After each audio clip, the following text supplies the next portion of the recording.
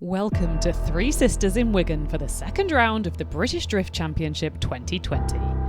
Driftland saw dramatic action with Max Cotton and David Goldstraw dominating the field and not only topping the podium but gaining themselves a full Pro 2 BDC licence.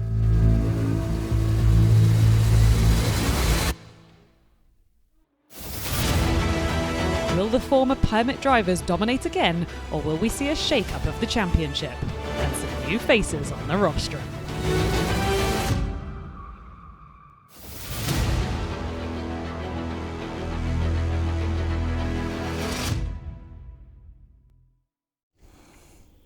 Well, welcome back, ladies and gentlemen, to Three Sisters Race Circuit here in Wigan for round 2 of the British Drift Championship and our Pro 2 battles.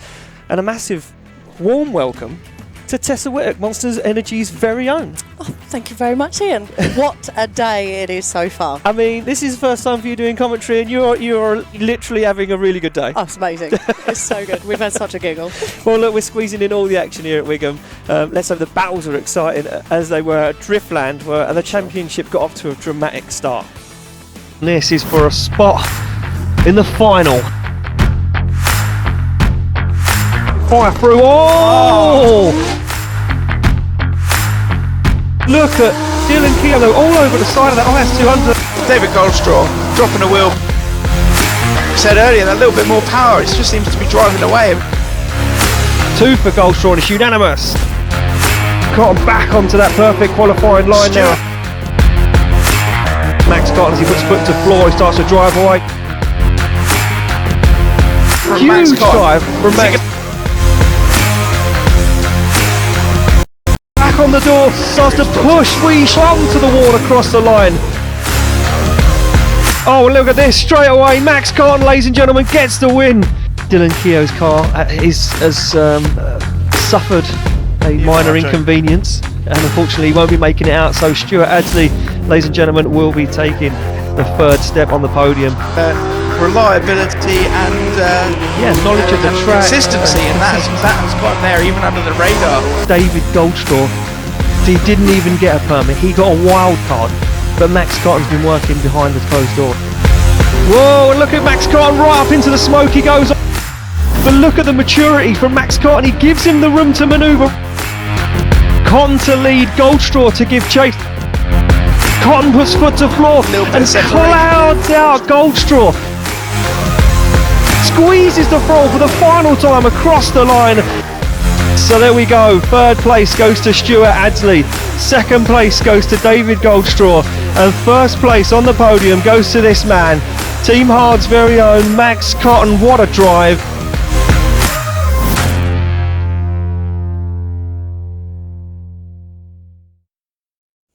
Well, what a way to set the scene for a Pro 2 championship, right, Tess? Exactly. The standard of driving was so high all weekend. Yeah, Pro 2, it's the strongest, it's stronger than we've ever seen before. I would say so, for sure. I would agree with that because it's been incredible, you know. I've never seen Pro 2 guys go this hard before. No. And they've carried that on till this morning to qualifying. I mean, your face, I've never seen somebody so involved, sold and emotional. You know, he was in to the Pro 2 qualifying. You was there. You was like the mum. Yeah, I was willing these guys around. Incredible. First place though, Max Cotton, a 94 and then a 95. Amazing. Incredible. Robbie Begone scored a 95, and I think you know, if you're not new to drifting, it might have been a little bit confusing that how did Max Cotton beat him with a 95? Yeah. But you know, the 2 higher scores outweighed the first, just the 1 higher score. So incredible stuff. Championship really alive. You know, Begone not really in the championship at the moment, no. But Max Cotton keeping that championship hope alive. Sure. So a few replays on screen for you guys to watch, and of course our current leader, championship leader Max Cotton, 6th in the pro class as well. Yeah, I was just going to say, what? 6th in the pro class, right? I mean, doing it in the, you know, taking the Pro 2 championship is not enough for him. He wanted to fight in the Pro Championship as well. 2 right as well. He just looks so good. Yeah, he certainly does. Very settled for a kid that's so young. Yeah, incredible driving. It's like he's got maturity beyond his age, and experience that, you know, you'd see from a pro driver that's been driving for multiple years, but he's fresh to the scene, 15 years old. Yeah, exactly. It's just unbelievable Incredible stuff. talent. Unbelievable stuff. And a 94-point run and a 95-point run, Tess. Yeah. Mind blown, I am, and I know you was at the same time as well. Definitely. So, qualifying line, he nailed it twice in a row. Let's take a look at the track that those guys have been battling, though, Tess. So there we go. There's the battle tree. I'm getting confused. I'm getting ahead of myself already. Right. There's the track already. I got a little bit lost earlier. Started calling clipping points wrong. This was a big bit. The initiation through that. It was a wide line. It was. It was very difficult. Now catching that curb, getting yourself into that outside zone 5 was a big, point. It set you up perfectly for the rest of the run. It certainly did. And we see a lot of guys getting it wrong. You can see here on our VT that, pop a wheel on that front curb, and even, the chase car, you can stay within a few metres on the back bumper, and then here, clipping point 7 into 8. That was another big moment. Will Gibbs Massively. DB'd that tyre, finished the run off on 3 wheels. And then the last part of the track, outside zone, or the final clipping point 11, you can go super wide. I explained it earlier on. The tarmac kind of extends past the track, and the clipping point is actually off of the track, if you like. But so easy to get it wrong because it's painted tarmac or painted concrete, so it's super slippery. Definitely. Even after all the rubber, we've just had some pro practice as well, so the track would have gripped up a little bit there. Certainly. I mean, tight, technical. You wanted to drive it. I mean, I was fighting to keep you in the commentary tower. I was like, Tess, you at work this weekend. No fun, just work. Exactly. It looks good, right? It looks a lot of fun to drive. Certainly does. I love a tight technical track as well. And we had a chat with Max Cotton earlier. Matt Certainly did. Let's have a look at that. Let's have a look.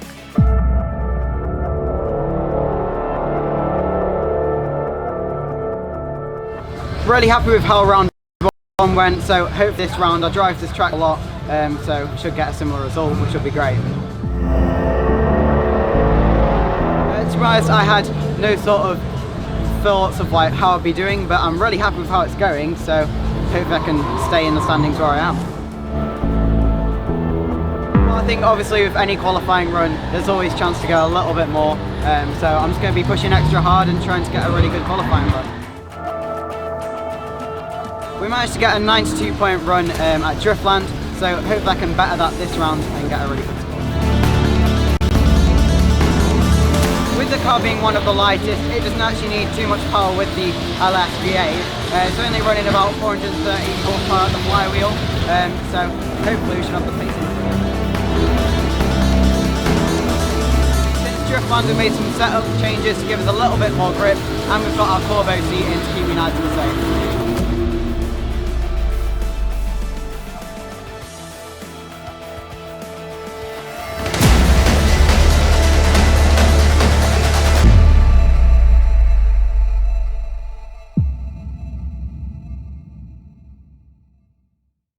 Well, there you go, Tess. Superstar in the making, and I've said it before, he is the future of UK drifting. He is, for sure. So let's take a look at the battle tree. I mean, who are you? What stands out for you? There's so many good, juicy ones in there, Tess. I tell you what, the Dominic Gates and Toporowski. I looked and I thought that's going to be a good one. Yeah. Holder and Goldstraw. Yeah. Go on, you've seen an oh my gosh. Danny McGuire and Josh Payne. Yes. Wow. Yes. I mean, McGuire, he's still learning that car, so he's going to have to adjust. Josh Payne, he will openly admit he's not the fastest, he's definitely not the slowest driver on track. So, definitely. Look, top 32 is absolutely stacked. Cotton, Josh Moore, there's some very good battles in there, There is. It's going to be exciting. It's very exciting. So excited. I mean, are you ready, Tess? I think so. Right. Ready. Look, well, there's one more thing though, because we couldn't do any of this. We couldn't be here having fun at Wigan without our sponsors. Certainly not.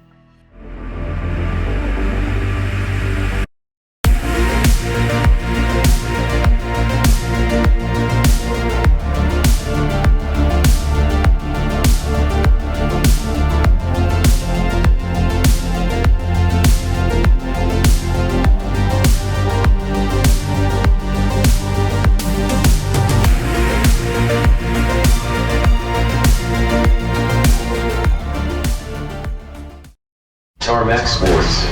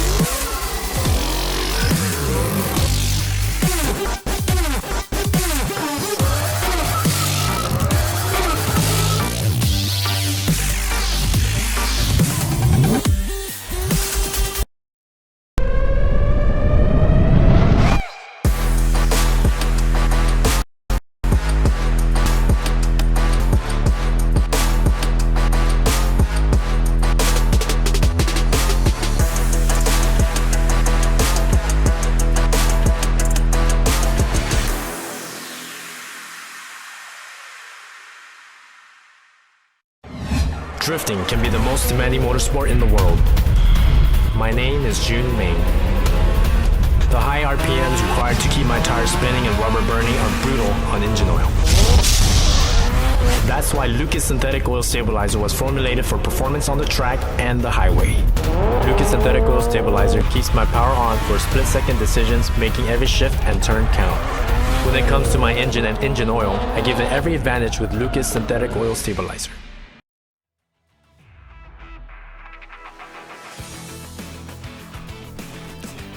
So welcome back, ladies and gentlemen, to round 2 of the British Drift Championship here at Three Sisters. And Tess, just like that, we are flying across Three Sisters. We're away! We're away, we're ready.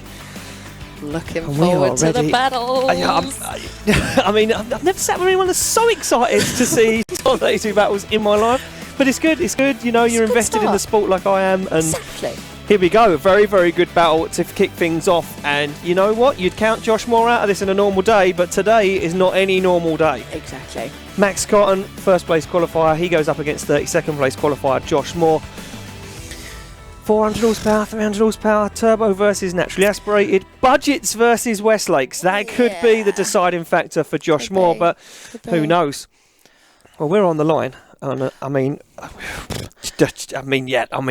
I am ready. He's excited. Have I got you excited now? I'm excited now. Yeah, I'm excited. I'm just waiting. So we've got a system here, and I can't give the signal until they give me the signal. So as soon as we get the signal, I can say, yeah, we're going to go for this one. So I'm going to send them anyway. Lovely. And there we go. So thumbs up all round. The first battle of round 2, Pro 2 top 32 competition is underway, and it will be Max Cotton to lead out Josh Moore. This is for a spot in the top 16. The big show awaits. Look at this from Cotton. Very tidy already, but look at Josh Moore. He knows hot on the heels of the young gun. Oh, what a mistake from Josh Moore as he jumps 2 wheels up on the curb. Very lucky indeed, Tess. Almost touring car style that car round the corner as Josh Moore now hunts the side of that PS13. Max Cotton, though, he's just going to... the legs. Yeah, he's going to stay doing what he's done all day and just keep himself cool, calm and collected and stick to that qualifying line. Definitely. It's a shame for Josh, but we'll see what happens as he leads. Yeah, he will lead now. Yeah, we'll spin him around. You've drifted before. I mean, fair few times. Fair few times. Forgotten the last 10 minutes how it works. Yeah, exactly. No, Josh Moore now will lead. Yeah, these guys are going to reverse. I think Josh Moore knew he couldn't give Max Cotton an inch because he would take a mile. And, definitely. You know, he had to be hot on the heels. Unfortunately, that mistake, jumping to 2 wheels on the curb, it was a little bit of a straight in there as well. So he did try and cut the track to obviously gain some more distance on it, or distance on him. But he just tried to get away from him a little bit. Yeah. I think Josh Moore now in the lead position just needs to keep his cool and lay down the perfect lead line. But, you know, if he puts down too good of a lead line or the too immaculate, Cotton's going to be on the door and pushing him around. Definitely. But then Max has got to be a bit careful with getting a bit too aggressive. Yeah, I mean... I suppose, because that centre section is quite... It's technical. very tight through the S's. Very tight and technical. Yeah, that front transition down the I like to call it the Manji. Yeah, because I'm old school. Yeah, I agree with you. You agree with that? The Manji, that front clipping point. I think if you're over aggressive there, you could get the door shut in your face. Definitely. Can't impede the lead car either in the chase position. No. So, you know, you never win a battle, you always lose a battle. Exactly. So let's see what happens now. Josh Moore to lead Max Cotton, and these guys are getting the red light. We forgot about that. So we have a traffic light system here because me and Toby, our track manager, is miles away. I miss him. Miss his ginger beard. He is in the tower, so I've got a little light system. And look at this. Josh Moore. Chicane. Nice flick initiation. It's Max Cotton. Absolutely. Oh, it's quite separated. Yeah, it gave him some room to manoeuvre. Max Cotton, we mentioned it earlier. He's got, a lot of knowledge. And look at that. Perfect transition down the back there. Lovely. Jumped on the back bumper, gave him some room. Now he starts to rein in Josh Moore. I tell you what, Josh is on a good line. A little wobble. And look at Cotton. I said it. Cotton, see the door open, took the opportunity, got on the door, let him go. Look at that left foot braking as he jumps onto the back bumper and across the line they go. And I think that one's pretty self-explanatory. Yeah, I would say so.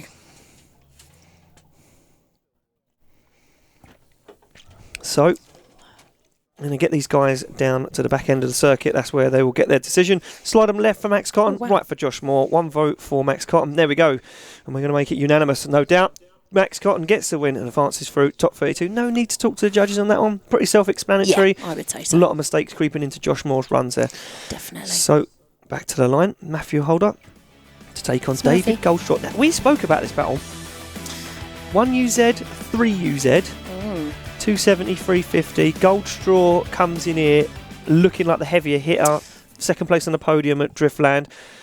Matthew Hodder, though, smurfing it right up this weekend. He's got nothing to lose, you know. Permit driver, so is Goldstraw.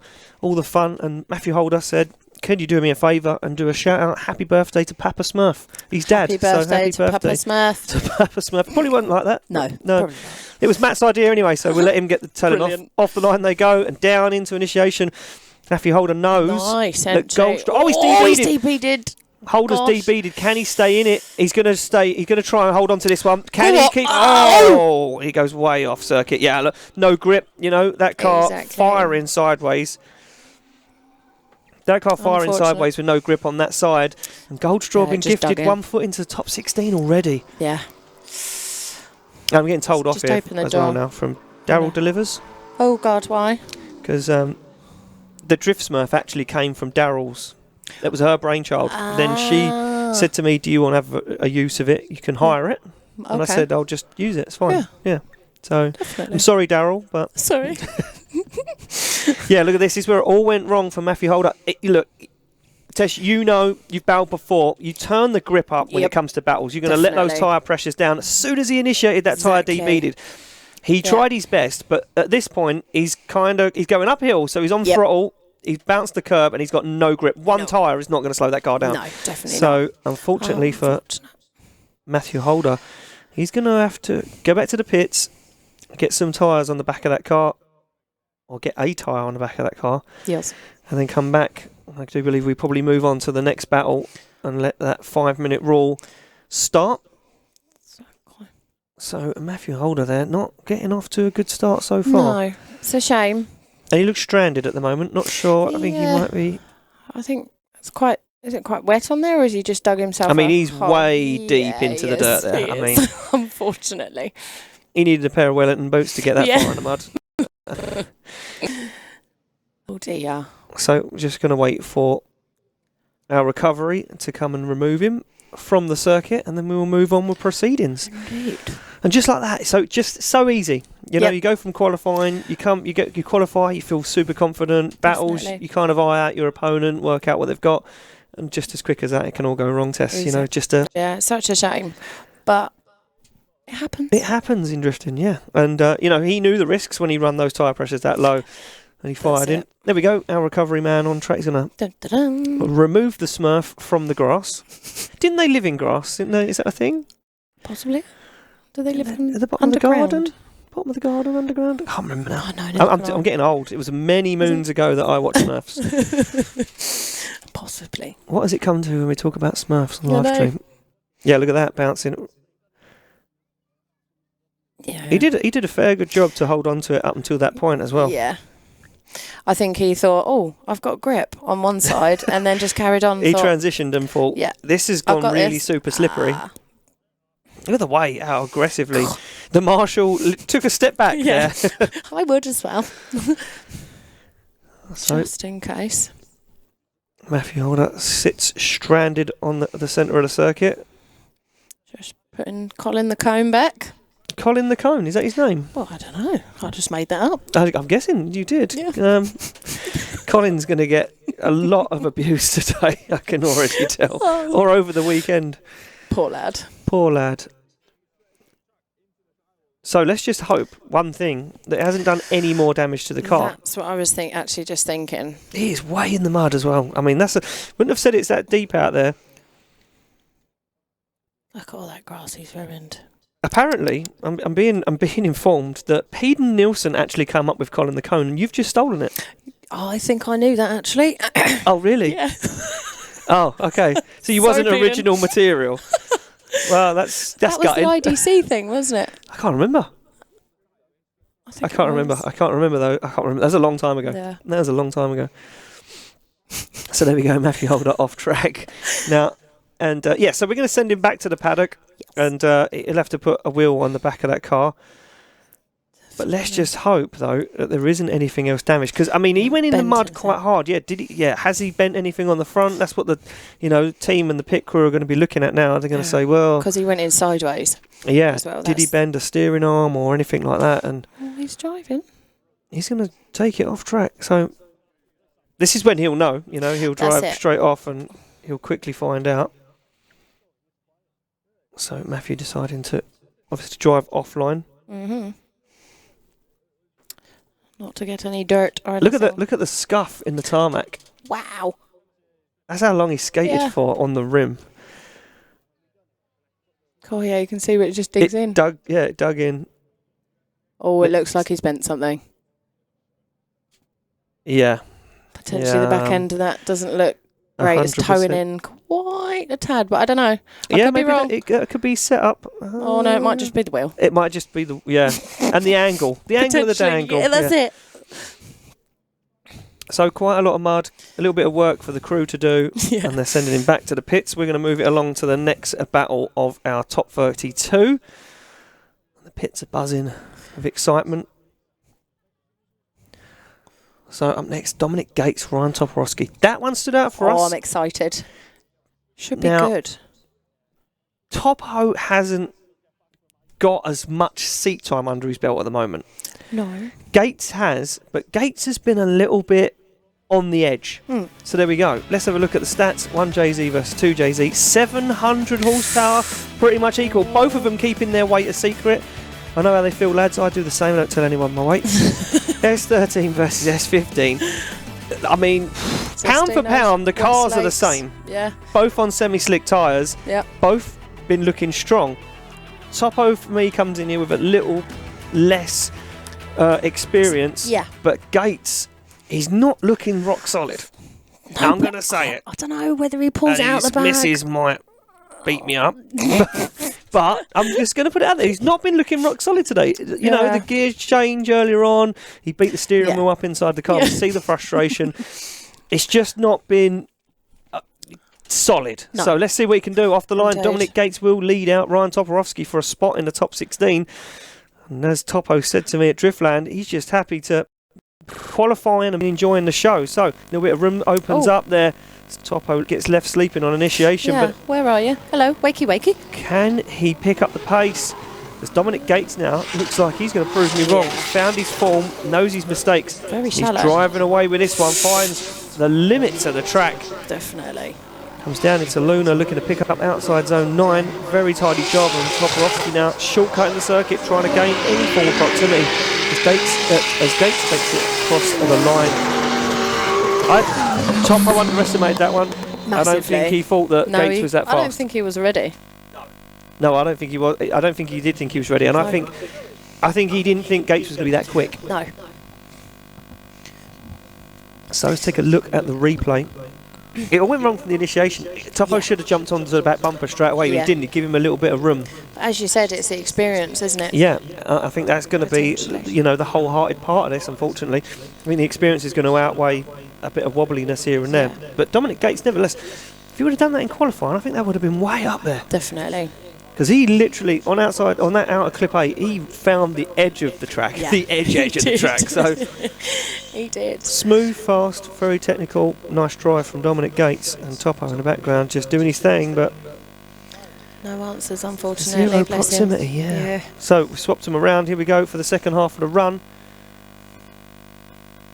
And it will be Topo to lead out Dominic Gates. Dominic Gates now not really leaving Topo any room. Very shallow. Yeah, sacrificed outside zone 2 there. Dominic Gates. Now, this is first time we're going to see anyone battle on this layout. So it's going to be good for us to see what these guys are going to do properly in that chase position. And Gates does a very nice job there. Navigating his way through the smoke as Toporowski finds the very fine edge of the circuit. The track. Gets them to outside zone 11, but Dominic Gates right with him. I think proximity is going to come into this and going to be the only thing turning it over. Massively. That's the first real time we've seen two guys close enough through that centre section to kind of work out how it's going to go. Well, 1 vote for Gates, 2 votes for Gates. There we go. Dominic Gates gets the win. Toporowski out of competition, and unfortunately, yeah. yeah, But you can't be Gates, left. Yeah, no. you can't be left napping. And Gates now. Well, he's going to have to battle Max Cotton. So, this could upset the championship. Moving it along. Mike Jackson to battle Ignis Manilga. 1100. Oh. 550 horsepower. I thought there was 1100 horsepower. Then I was like, these lads are not messing around anymore. 500 horsepower, and pretty much across the board. Ignis Manilga, though, has been very, very fast. Mike Jackson with a very consistent lead line. So yeah, let's get these guys off the line and away they go. Manilga now. Oh wow! Again, another driver getting left. Yeah. Oh, Ignis Manilga does make a dive. Brings it back. Oh no! He's gone very wide. Manilga's gone very wide. Mike Jackson keeps his cool now. Manilga starts to rein him back in again, popping up onto the curb, desperately trying to get on there. Big straighten from Manilga in the middle of the circuit. Mike Jackson holds his own through Luna. Now Ignis Manilga balancing that car on the foot, just trying to find the side of that S13 to come round the final turn. Mike Jackson puts foot to floor, throws the angle on it. Manilga right on his door though. That was scrappy. That was scrappy right up until the last couple of clipping points, unfortunately, yeah.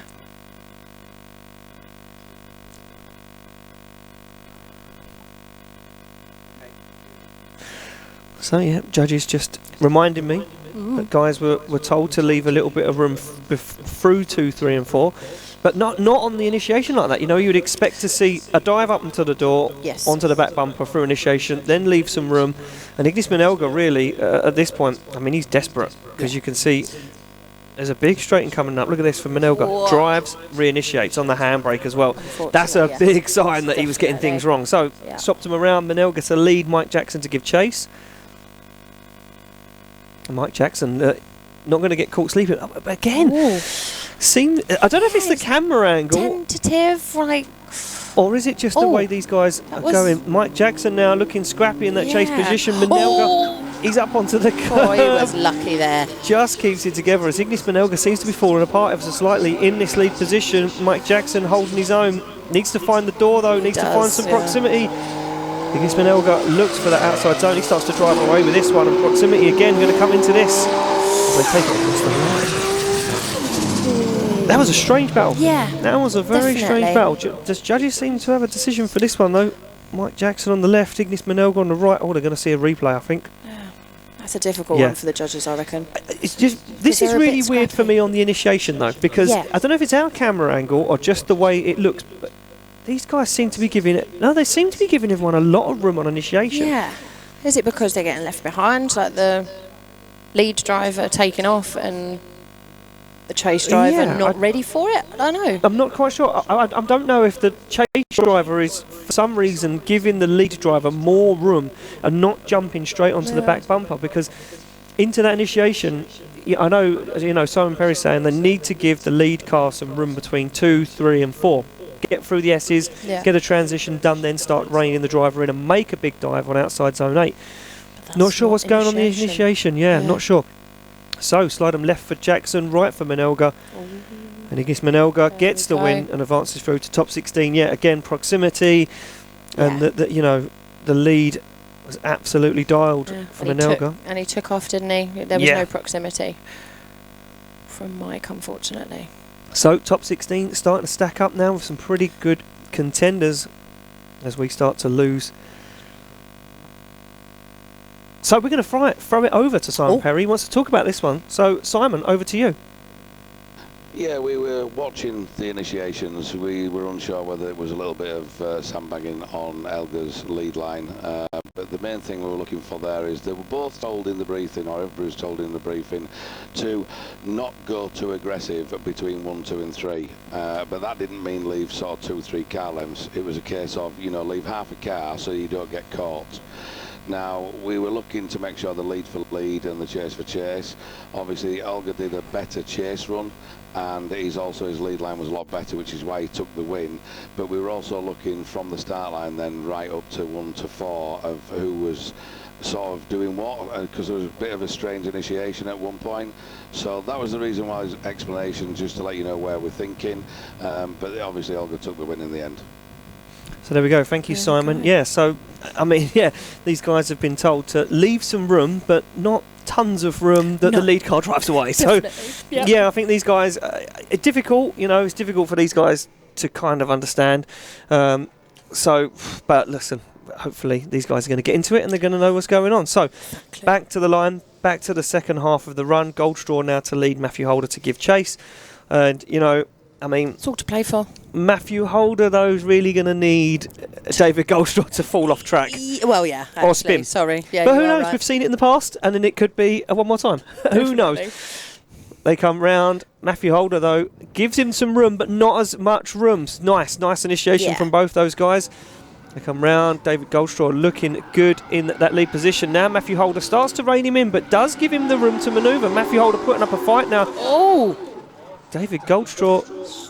Strange there. Weird transition, but Matthew Holder looks for the back end of that IS200. Now starts to find the door as Matthew Holder brings everything he's got to the fight. He's not going to go down without a fight as Matthew Holder, as he brings it across the line. Go on, Smurf. Fair play. Yeah. Fair play to Matthew Holder. Listen, he knew he had nothing to lose. It was bring the fight or go home, you know. And definitely. But unfortunately for him, David Goldstraw didn't really put a foot wrong. No. And Goldstraw, that little wobble, I don't think is going to be enough. No, I don't think it's going to be enough at all. There you go, one vote in for David Goldstraw. And it's unanimous. David Goldstraw gets the win and advances through to the top 16. Getting through these fast, quick as well. It's going very fast today, Tess. It's good. It's good. You're enjoying this? Lots of drifting action, non-stop drifting action here at the BDC. Definitely. So move it along. Alex Chapman to take on Josh Duff. He's the invisible man, Alex Chapman. He's there, you just can't see him. Brilliant. It's borrowed car, we found out earlier. Oh yes, so we did, yeah. He's borrowed this car. I mean, I could never understand that, Tess. No. That's dangerous territory. Very. Yeah, very. I wouldn't lend you my car. No. No, you wouldn't lend me yours. So let's no. Because we've seen the way we drive. Exactly. Off the line, Alex Chapman. Let's take on Josh Duff. Look at Josh Duff. Yeah. Goes for a little attack on the back bumper. Chapman's very wide. The back bumper taken off by Josh Duff. Josh Duff not mucking around. Gives him some room to manoeuvre. Now Duff needs to make the dive onto the door as they come down into outside zone 8. Now Josh Duff looking for that opportunity to get on the side of Alex Chapman. They come round Luna for the final two clipping points, and Josh Duff is there with him, creeps up onto the door, throws more angle at it. Over at the line, they go. Fairly matched, well matched those cars, which is quite cool. It's good. It's good to see. Very tidy battle. Josh Duff there, just give him the room when he needed it, and then was aggressive when he had to be. And you know, it was nice on the initiation, gave him the room. Just a little bit wide. Oh, it's a little slap in the face. Look at that, slap. It's like, take that. Slapped him in the face with the bumper. Get out of here. Josh Duff said, no, I'm not going anywhere. Alex Chapman not doing a bad job in that lead position. Big mistake, obviously, on that dirt drop, but nevertheless, held his own, kept in it. I think for me, Josh Duff, though, in that chase was really nice, really tidy job. So we swap them around. Now Josh Duff leads Alex Chapman to give chase. Yes. Foot to the floor, big clutch kick from Josh Duff as he fires down. Oh, and a little bit of separation opens up as Alex Chapman gives Josh Duff the opportunity. Oh, he's very wide. Oh, and Alex Chapman gets himself caught up on the curb, almost gets the door slammed shut in his face as Josh Duff looks for the edge of the circuit. You can see him dabbing the handbrake, trying to get that line absolutely dialed in that lead position. Alex Chapman looking for the rear quarter, now he jumps up onto the side. A little bit of more of a push from Chapman. And this one's going to go all the way across the line. The judges not got an easy decision there. Yeah.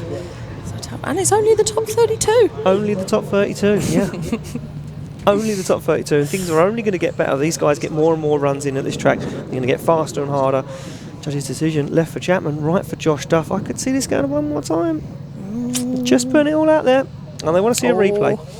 You know when that disappears. When that goes, you know those guys have seen something we haven't seen, or they just want to clarify something. Double check. That's a weird initiation. Yeah, very, very weird initiation. Yeah, I couldn't work that one out either. He goes very wide though. Yeah. But look at Chapman, he's straight that could be the nail in the coffin, you know. But then is it because he went too wide? Oh, see, this is why you're here, Tess, in the hot seat. We don't just let any clown in here. I don't know why I'm here. I wasn't going to say anything. Wow. She's been here 5 hours. Exactly. And you're sacked already? No, I'm joking. Thanks, mate. Yeah, I mean, that could be it. Josh Duff went wide. Alex Chapman, you know, look, who knows? Judges do, that's for sure. Left for Chapman, right for Duff. Could there be enough mistakes to go one more time? That's kind of the way I'm seeing it. Potentially. But as Dave Egan would say, I have been wrong in the past once or twice. Just a couple of times. Just a couple of times. Yeah. They're deliberating this one. Oh, they are. This one's closer than what we think. The only thing for me is what you pointed out.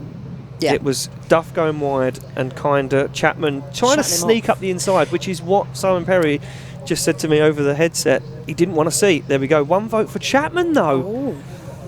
That's 2 votes for Chapman. Unanimous. Alex Chapman gets the win, and I'm going to ask Simon Perry. Yeah. Simon, tell us about that one.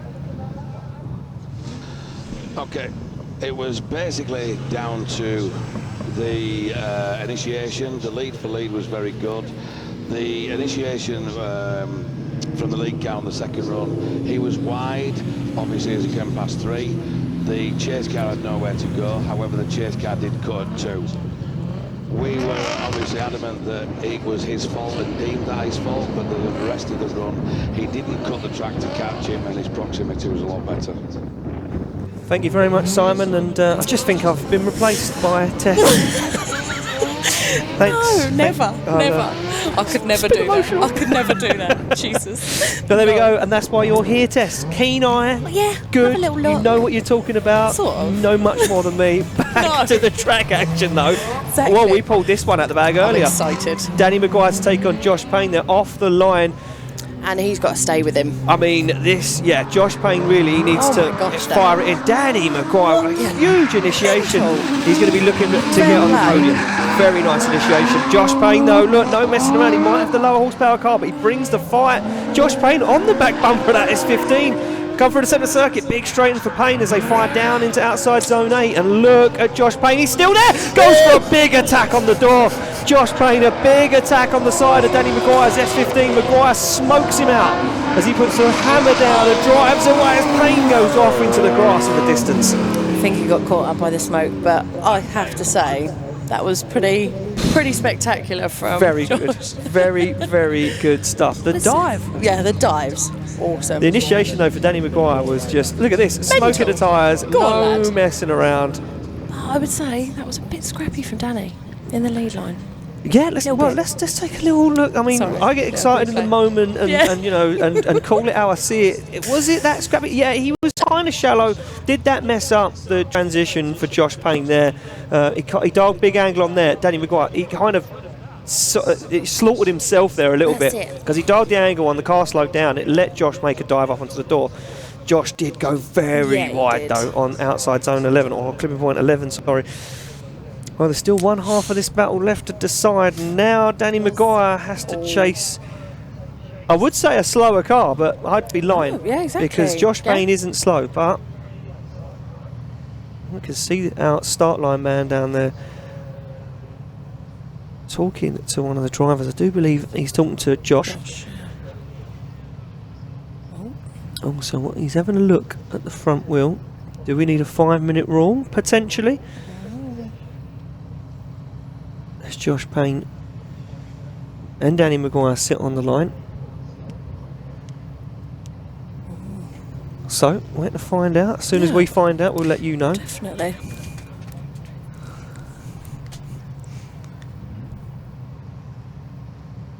Some problems there, maybe? Yeah, so the door not shut yet, and, you know, we've kind of given the signal that we're ready to go, Tess. I mean, the light's green, go! The light is green. So, not sure. There was no contact in that. But when Josh Payne went wide at 11, did he pick up a cone? Did he pick up a cone, or did he damage something on the front of the car? Or the rear, because he came off track. Yeah. He did go very wide. So I don't know whether it was off, sorry. You don't have to be sorry. You don't have to be sorry, Tess. Thanks. It's fine. Thanks. The internet will just crucify me for later. it. Exactly. It will. So I think Danny has got to be really careful with this. Yeah, 100%. Danny has to be careful. I mean, he is aggressive. In two ways, though. Because he could, sit there and say, I'm going to give him some room.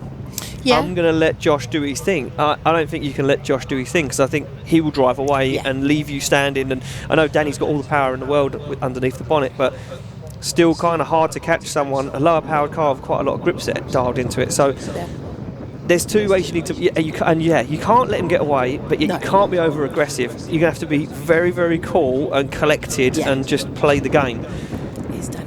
Is Danny there yet in that new car? Exactly. In his old R34 Nissan Skyline, I would have said 100%. I've seen him drive that time and time again. But in this new car, that's a big question to ask. He's still learning it. He's still feeling it out. So and he's done really well so far. So, but yeah, hopefully. we're still not hearing back. Is Josh Payne? I wonder what is going on down there. So a little hold up here at round 2 of the British Drift Championship. What's going on? Or does it look... Well, it looks like they're ready to go, so not sure what's going on there. Josh Payne to lead out Danny McGuire for a spot in the top 16. I know both these guys are eager for this one and hungry to move on in competition. Now Josh Payne... Oh, Josh Payne's debeaded. He's debeaded the tyre straight away. Handbrakes it. And the passenger side tyre is completely debeaded. Oh, and Danny gives him a nudge as he exits the track. And the debead happened on the Manji before he even crossed the start line. Absolutely heartbreaking to see. Well, Danny McGuire gifted the win. Moves along. Bit of a hero run. Yeah, 100% hero run. And look, we've just mentioned it, Danny's still learning this car, so he'll take every run. If you give him an open track, he's going to do a run, because he'll want to get seat time in that car, especially knowing now he's got into the top 16. So, you know what? My heart absolutely bleeds for Josh Payne right now. Danny McGuire gets the win and advances through to the top 16. And, do you know what? Josh will be absolutely livid. Yeah, he really will. I've got a gap in a second. Such a shame. Yeah, as soon as he flicked it, you could just see the tyre disappearing behind the rim, and he knew. He would have heard that clattering. We move it along. James Van Bacon, Matt Motorsport take on Stephen McConnell, Team Zero Style.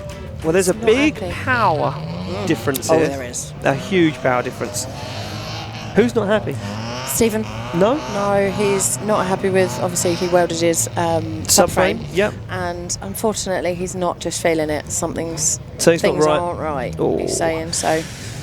Well, this could be an interesting one. This could be an interesting one. Car not 100%. Stephen not really feeling it, as Tess said. But look at him not messing around. He's going to go side by side with Finn Bacon as Bacon fires it in now. This is where he really comes alive. Look at this though, shallowing up the angle, not too much power. James Bacon now starts to unleash that 500 horsepower underneath the bonnet, trying to drive away from Stephen McConnell. Stephen McConnell, you can see, lacking in power and struggling to keep up. Another one where proximity is really going to play a key in this. As Bacon goes wide on 11 across the line. Can't even get both in the same shot. Stephen McConnell left for dead, But you never know what happens when they switch it around. Well, no, he could debead and...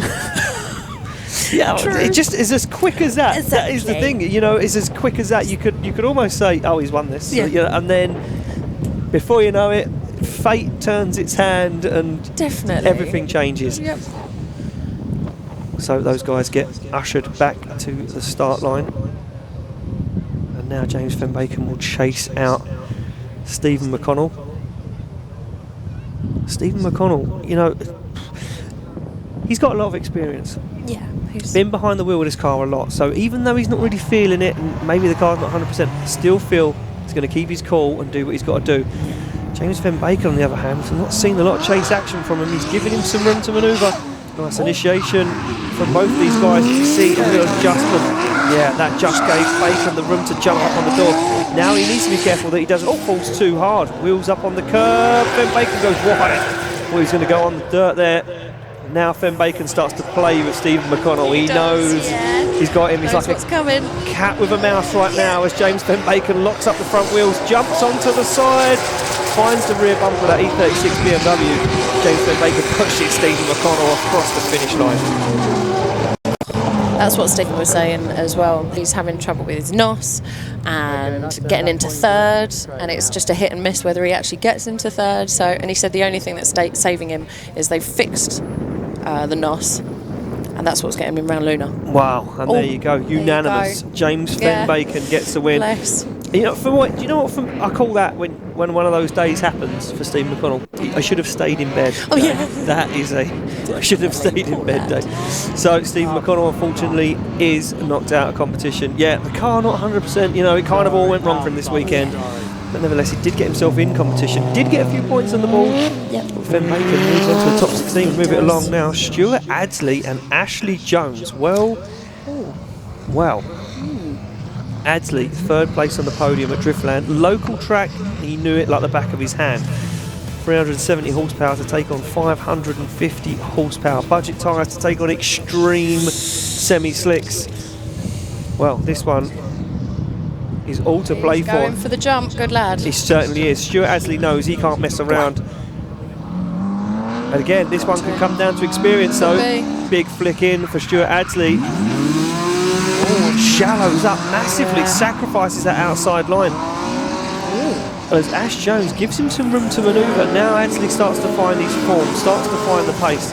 As he comes down into Luna, looks good now to Stuart Adsley, but look at Ash Jones all over the back end of that BMW as he finds the door, and look at Ash Jones. As Ash Jones jumps onto the side of Stu Adsley's car. Wow. Stu Adsley was peddling that Beamer. But you know what? He gave Ash Jones the perfect lead line. He did. Absolutely nailed to that qualifying line. Little wobble after the initiator. Yeah, this is what I want to see. He got the jump though, and you spotted that straight away. And you know that's the right thing to do. He knew he was underpowered. He had to try and get away. Exactly. Watch Ash Jones though, because he kind of we missed the shot. Look, straight lines massively almost, but Adsley's way off that qualifying line. Not sure what went on there. No. We're going to swap them around and move Ash Jones to lead and Adsley to the chase position. This time Adsley knows he's going to have to be on the side, on the back bumper, look at him, to seal the deal of this one. He's not messing around, and he certainly is. They fire in. Handbrake initiation for Ash Jones. He's very, very wide. He's going to keep a hold of this one. He's going to go wide again. Adsley jumps onto the back bumper, but then starts to get lost in a cloud of smoke as Ash Jones tries to drive away, but Adsley shortcut in the circuit. Yeah, very nice dive there from Adsley. As Ash Jones finds the throttle, starts to push, but drive away, but Adsley makes a big dive, a last-ditch attempt at finding some proximity. Fair play. Oh. Oh, you know what is that going to come down to? I only see a replay because there were so many little bits of that were kind of... Yeah, because I would say Stu had a better lead line than Ashley's lead line. Yeah. And Ash made a mistake in the chase. Stu didn't really make too many mistakes. No. Remember, I can't follow them because of the wireless stand. Well, there we go. No replay needed for our judges. Decisions in. One more time. Judges, we're going to quickly fire it over to you. We want to hear what you guys think about that one. Yeah, cheers for that, Ian. We were just trying to identify where the majority of the errors lied, and they were both scrappy on both drivers. Ashley was really wide on 3, but had better proximity on the final part of the track. Stu had a much better line, but had no proximity, so both issues cancelled each other out, and we had it as a one more time. Thank you, Ben. So there we go. Both guys having issues. They cancel each other out and they move it on. No need for tyres. No. We're going to go at it again. And I mean, I would have thought that Ash Jones would have needed some tyres on the back of that car, because it's, you know, a few hundred horses. Just a few hundred. Yeah, a few hundred. Few hundred horses under the bonnet of that. Extreme, aren't they? Extreme tyres. Yeah, he said a very, very good last on them. Yeah. Superior grip to anything else he's ever driven on. So there we go.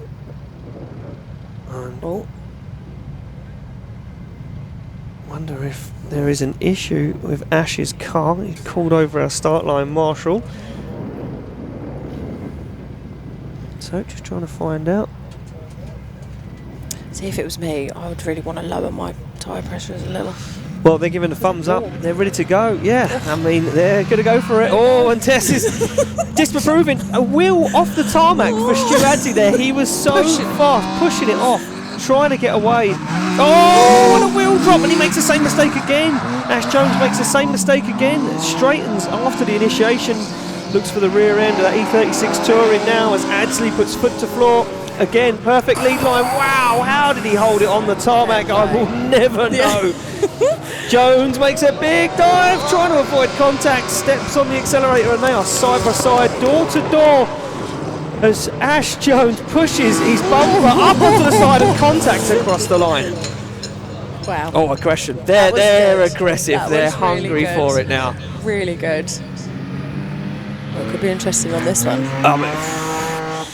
I mean, I like her one more time because the opponents have obviously felt each other out. They kind of know what they're going to do. They know how fast they are. They're pumped. The adrenaline, the nerves, they're flowing.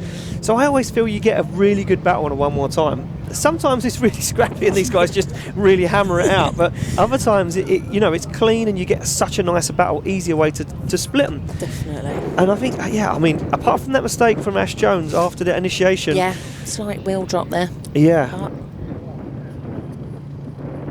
So our start line marshal just talking to Adsley. Watch the rear wheel. Did he lift the rear wheel off the floor? Yep, there she goes. Wow. Wow. Touring car. What is it? It's like touring cars. This is the BDC has turned into touring cars now. Yeah, look at that big dirt drop. Then he straightens massively and has to handbrake to reinitiate. Adsley did miss out at clip 2. Yeah, he did. They both kind of sacrificed clip 2. Yeah. But Adsley, though, then it just really pulls it together. It does that sacrifice clipping point 8. There's a big dive, and he stays with him. He's all over the side, gives him some room to manoeuvre, then really pushes on 11. Yeah. Gets himself caught, gives him a nudge across the line. I'm still here, boy. Well, we've swapped him around. They're not talking on the start line today. They're like women down there. Sorry. It's fine. I'll let you off. Just this once. Just this once. They're like old women down there. That's there we go. They're on the line, ready to go. It will be Jones to lead out Adsley. I still can't believe that Adsley's car picked up a wheel. I'm so shocked on that. So there we go. Look at that. Separation opens up though. Little stall on initiation as Adsley sacrificing that line, cutting that line to try and gain proximity. Just trying. Oh, and he jumps the curve and takes that clipping point out. They come through the centre of the circuit. Adsley looks desperate, making mistakes as Ash Jones looks very cool. Calm and collected, dials big angle on it, just holds on to it. Adsley sees the door open, takes the opportunity to get that proximity up the curve. He goes onto the back bumper across the line. I think he ran out of tyres. He was quite, what's the word? I don't know, what did you say earlier? A bit skatey. Fluffy, was it? No, I don't even remember. Stuart Adsley on the left, Ash Jones on the right. Oh, Adsley's gone dim. Yeah. So we're waiting to find out if that is the decision. Did Ash Jones get the win? There we go. Ash Jones gets the win, advances through, and quite a few mistakes there from Adsley in that chase position. So I'm not surprised, and that upsets the championship. Yeah. Third in the points. Yeah. Knocked out top 32. He is not a happy Scotsman. No. I was going to say not. Bunny, but he's a Scotsman. So yeah, definitely not. Well, there we go. Back to line we go. Up next, Robbie Begone to take on Harry Stewart. Yeah, I think this is going to be interesting. There's some dancing there from our start line. Yeah. He's doing a little dance. I wonder if he realises that he's on live stream. Probably not. Potentially not. No. Probably not. No. So Robbie Begone, your second place qualifier to take on Harry Stewart. Harry Stewart been having a bit of a mare this weekend. Took the car to the wall. Some power steering issues. Let's see what happens. Can he hold on to it? That is the big question. Robbie Begone looking absolutely flawless. Big flick initiation as he fires down. Harry Stewart's going to mirror him though. Dials on too much angle. Has to scrub it off. And then he gets lost in the smoke. Oh, and this is all starting to fall apart now for Harry Stewart. Robbie Begone looking absolutely rock solid out front. And once again, Harry Stewart shuts down. And you know what? I think that's a power steering problem again. Must be. Such a shame though. Yeah, Robbie Begone, him and that car looking so strong. I just really want to take the stickers off it. New build for 2020. He spent a lot of time building that car. He took most of 2019 out to complete that build, and I just want to take the stickers off and go for a drive. Do you reckon he'll let me borrow it? Weekend little. I'll swap him. I've got a 2007 BMW 5 Series. He can borrow. I mean, fair compromise. Mine's got leather. The aircon. Plush. There is aircon, but it's not gassed, so it just blows lukewarm air. Nice, lovely, delightful. Yeah. I'll ask him I'll ask him later and see what he says. I'll take that home instead of the 5 Series. Oh, brilliant. Oh, the Bagsy actually has the keys for that. Does he? Yeah, he's just messaged me saying you had a 5 Series. I have the keys. Goodbye. Oh dear. Yeah. So we haven't had Harry Stewart back to the line. Unless he calls a 5-minute rule, yes, he could be knocked out of competition. So it looks like we've got a 5-minute rule being called from Harry Stewart. Yeah, it looks like. So there we go. Yeah, 5-minute rule called by Harry Stewart. That car looking a little bit battered and bruised this weekend. It's not looking too clean, shall we say? You can see it. Yeah, that's a power steering issue, 100%. Yeah. Front of the engine there. Front of the engine. It looks like the power steering belt has actually decided to remove itself. Lovely. Self-removing parts. But could that have happened with his over-rotation at the second clip? I mean, because he whacked his toe down straight after that. Yeah, he did. But from previous experiences, he is running a 1JZ under the bonnet of that. So, I mean, we've seen problems recently with Martin Monaco. Not that I want to curse him. I didn't really want to say it. Don't say it. It's too late. Oh, God. You know, the 350Z power steering pump kit, which a lot of these guys run, is perfect pressure for the S14 rack. I think that we know that the brackets, they flex a little bit. Yeah. Sometimes high RPM, high revving just lets the belt come off. I think maybe the little wobble, high rev. Did he pop the belt off then? Yeah. I mean, I've tried to drift a car with no power steering, and I couldn't drift it without power steering. With power steering, so But you owned an MX-5, so. I didn't own it. Oh, sorry. Don't tell everyone that. Sorry. I didn't own it. I drove an MX-5 once. Yeah, look at this. So, where did it all go wrong? Yeah, he popped a wheel up on the curb there, and then I think you're right, Tess. I think on the limit up, them curbs were really rough. I think he popped a wheel on the curb. It unsettled the front of the car, knocked the power steering belt off, and that was all she wrote. That's all she wrote. That was all she wrote for Harry Stewart. Oh, and I mean, talking about Mike Monaco, he's currently at Pro Tuner having the car tuned now to try and resolve an issue to do battle tomorrow. So more on that as it unfolds. Tom Van Beek up next to take on Charlie Hume. Leave you with that bombshell and then move swiftly on. I don't know if I want to know anymore. No, exactly. Mazda MX-5 to take on Nissan 200 XS13. And Charlie Hume, as we mentioned earlier in qualifying, he kind of stole the show in Birmingham NEC. Came out of nowhere. Well, came from Drift Cup feeder series. Came out of nowhere into the BDC though. In that respect, stole the show. Got into the Pro Class the next day. Drove the wheels off the car then. Everything just worked for him that weekend. Tom Van Beek though, do you believe he finished second in the championship last year? Drift Cup. So there we go. Yep. Thumbs up all round. Tom Van Beek not to be snarled at, and I'm sure that Charlie Hume will know Tom Van Beek from old, and he knows what that car has got and what the potential is. So here we go. Van Beek to lead the higher qualifier. Nice flick initiation down into the hill. Very nice job there from Van Beek. As Charlie Hume just stalled up, just let him do what he's got to do. Oh, wheel on the curve. Charlie Hume nearly got himself caught there. Oh, and almost got himself caught in the transition again. Really bringing the fight now is Charlie Hume. As he jumps on the side of that MX-5. The transition into outside zone 9. And Charlie Hume starts to apply the pressure once again to the side of that MX-5 as Van Beek, unfazed, sticks to the qualifying line. And across the line they go. You heard him. Oh, there's a lot of trash talk going on in my DMs. Oh, God. There's a lot of trash talk between, I mean, I'm not even going to, just V8s and JZs and Okay. We're getting to that one tomorrow. Yeah. I'll mention certain people tomorrow. But there we go. Look at this. You know what? For me, That's a Van lovely- Beek's line. Oh, lovely lead Clinical. line. Could eat your dinner off it. Is that clean? Exactly. So- Charlie got a little bit caught up behind him. I think that's his own fault. Yeah. I think that's his own fault. I think he was told not to get that aggressive. That's very true. So we will find out what the judges think of that one after we've swapped them around and Charlie Hume gets to lead. Tom Van Beek now will chase. And this is where Van Beek could potentially struggle. Yeah, potentially. You know, pace, gaining that proximity. Charlie Hume getting the jump off the line. He does have to take the long way around. Van Beek gets a bit of a shortcut on the inside of the circuit. Now Van Beek needs to use everything he's got.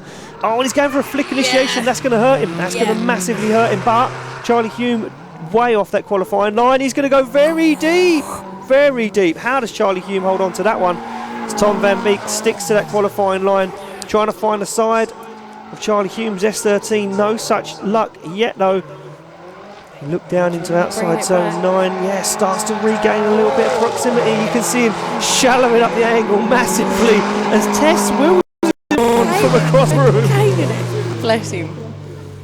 He tried everything. You know, he literally tried everything. For me, Charlie Hume was scrappy. I don't think he gave him the best lead run that he could. Decisions in, left for Beek, right for Hume. One vote for Hume. There we go. Charlie Hume wins that battle, moves on to top 16. Proximity, you know, the chase from Charlie Hume was just, you know, pretty spot on, to be fair. And unfortunately for Tom Van Beek, he just didn't have the power. No. It is a shame. Put a V8 in it. Oh yeah. Nose heavy and all that. Put the rad in the boot. What are you worried about? Put some ballast in it. Want some ballast? I'll sit in the boot if he needs ballast. Moving it on. Mark Chapman now to take on Dylan Kehoe. This is going to be good. Oh, I think so. Very two similar powered cars. M50 turbo, RB25. Similar weights. Both guys pushing hard. Chapman brings the fight. Dylan Kehoe was gutted he didn't make it to top 4. Didn't get on the podium at round 1. Can he do it this weekend? Well, Mark Chapman gets a jump off the start line. Dylan Kehoe is going to be very, very careful. Chapman, big flick initiation. Dylan Kehoe did the right thing, dived in on the handbrake. Oh, darn on the bill. Bit too much angle there, but he knows he doesn't have to be all the way up into the door right now. Dylan Kehoe almost gets himself caught up on the inside there. Chapman now starts to unleash 500 horsepower. Dylan Kehoe brings no messing around, jumps up onto the rear end of that BMW with Dylan Kehoe. Absolutely firing, gunning onto the door of Mark Chapman's BMW. Kehoe wants this, he's hungry, almost a nudge as Kehoe tussles with the side of the BMW and across the line. No, that was exciting. That was the battle we've been waiting for. I like that a lot. Wow. That was different. Sorry, Tess. Just needed a quick drink there. Throat was getting dry. Sorry for everyone at home. That missed my button. For me, the aggression from Dylan Kehoe was incredible, but he was gifted a very nice lead line. Definitely. Mark Chapman's lead line was very, very nice. And look at this. Bam. Almost backwards. Dylan Kehoe even tagged the clipping point for extra flair, should we say. Now you're doing it. Drinking with an open mic. Moving it along. Kehoe now to lead out Mark Chapman. And now Mark Chapman would have been told on the radio by his spotters, don't give him an inch. He's taking a mile, and he doesn't.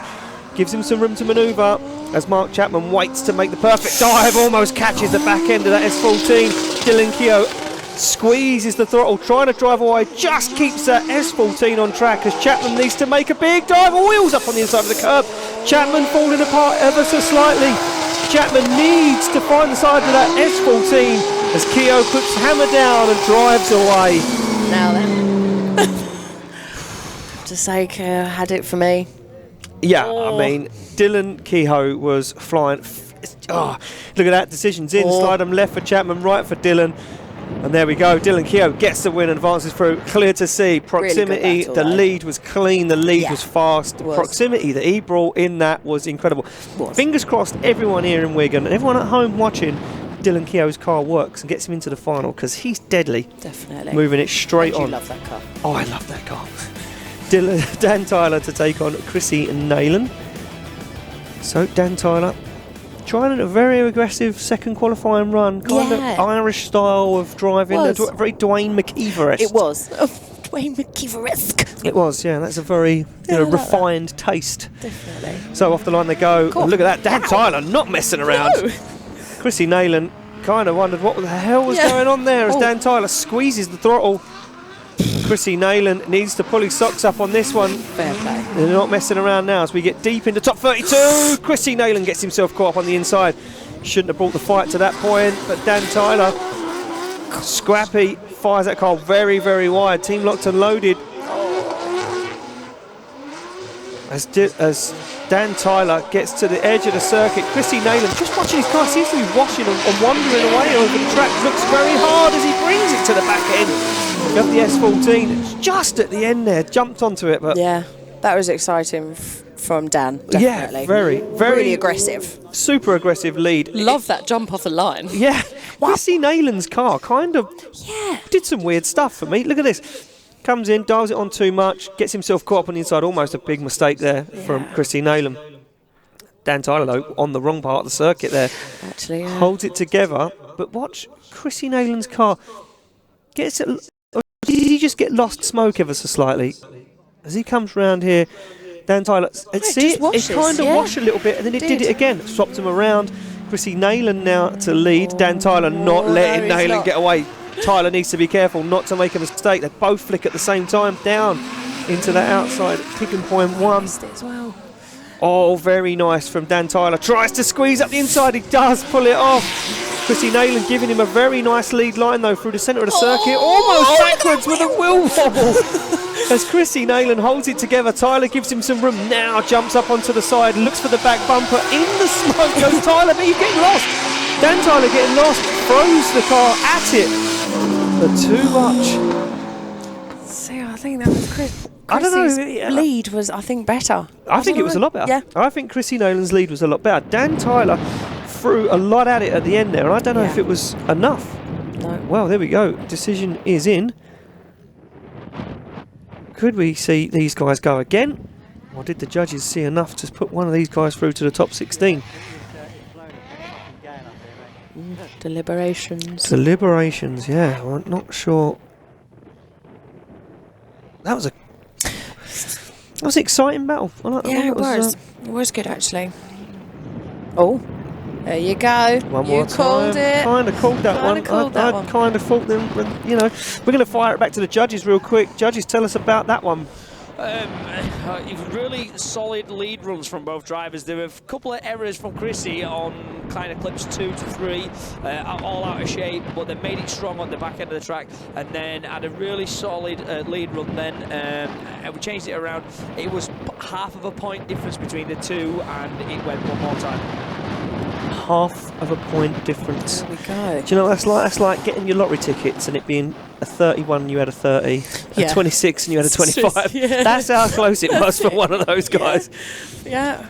It's like having a lottery ticket, looking at the numbers and thinking, could you have been any closer? Yeah. Could you have been any closer? Well, Harry Stewart does make it back to the line. He does sit, in my opinion, with a 10-0 deficit against Robbie Begone. That's it. He shut that car down, had to get recovered off circuit. I mean, I say that, and I've been wrong in the past. Yeah. But, you know. It's not often, though. Not often, yeah. Dave Egan talks a lot of trash. Let's hope he's not watching, eh? I don't care if he is. Oh, all right. Fighting talk, eh? I mean, if he was here driving, it'd be a different situation. Oh, but, yeah. You know, he's not. Slightly. So, Harry Stewart now to lead, and, I mean, he will be wishing... Well, I'm praying that Robbie Begone has some sort of failure, some sort of spin, something. So, not quite sure what is going on, if I'm honest with you. No, that's a new one on me. A burnout pass the line. Oh, so there we go. So we're going to... Harry Stewart has retired, so he ended his run in a spectacular fashion, and Robbie Begone gets the win, advances through to top 16. So we got there in the end, We did. Tess. We got there in the end. It was just me and you baffled. Yep, we were. But never mind. It doesn't take a lot to baffle me, that's for sure. No, we're going to move it along. Max Fleckney now to take on Axel Hildebrand. Wow. I was just looking I at you mean, like, oh. 2 permit drivers. Yeah. 2 permit drivers right now. Axel will be looking, you know, he got on the podium here before. Look at the jump off the line from Max Fleckney. Axel, you need to really get your head down here, mate, because you're going to lose this one. If you don't get your head down into it, Fleckney fires in. Now we know Max Fleckney's going to give Axel the perfect lead to chase. Can he stick with it? Can he keep his cool?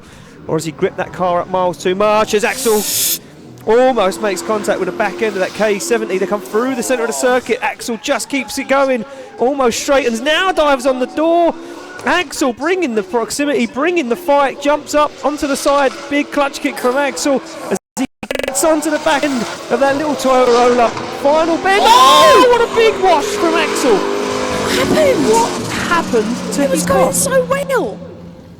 Oh, I tell you what, Max needs a medal. Like, he gave him the best lead line. Perfect lead. Yeah. Incredible. What happened to Axel's car? Did he fall asleep? Oh, I don't know. What happened? He hasn't even got an excuse to miss shift either. No. Well, I mean, you can tell him off. It's fine by me. Yeah, there would be no need to shift at that point. No. If you were coming out the back end of Luna, you would have shifted before 10 anyway, because you're going to want max power. Well, they've come off the line. Axel must be happy. Maybe he fell asleep, let the hand fall from the wheel. Who will know? Well, we'll find out later on today. As now Axel going to try and drive away with this one. Yeah, he's going to try and drive away. He's going to try and win this on proximity only. He threw that on big angle there. Yeah. Axel is dancing with the devil right now as he comes through the centre of the circuit. Max Fleckney, no answer. Just has no power in it. Dabbing a handbrake for Axel Hildebrand as he comes into Luna. You can see Fleckney absolutely flying, trying to keep up. But Axel Hildebrand flying, drives away. How do you judge that? So I would say it was a fairly okay run from Axel. There was a couple of clipping points he missed, I felt. But Max, unfortunately, didn't have the legs. No, sorry there, Tess. Just that's quite all right. Being alerted that maybe some of you guys here at Three Sisters can't hear us. Maybe give the decision. We are giving the decisions of winners. So yeah. I hope you guys. I'm sorry for that. You know, I am Mr. Information. I do like telling you guys every little secret. Exactly. So. Oh, weird. Yeah, and I do believe the staff members that are telling me this. They know, they've been hearing it as well, so not sure. Here we go, decisions in. Slide them left for Max Fleckney, right for Axel Hildebrand. 1 vote for Axel. Oh, 1 vote saying one more time. And Ben says one more time. Well, judges, we are definitely going to you. Yep. Split panel.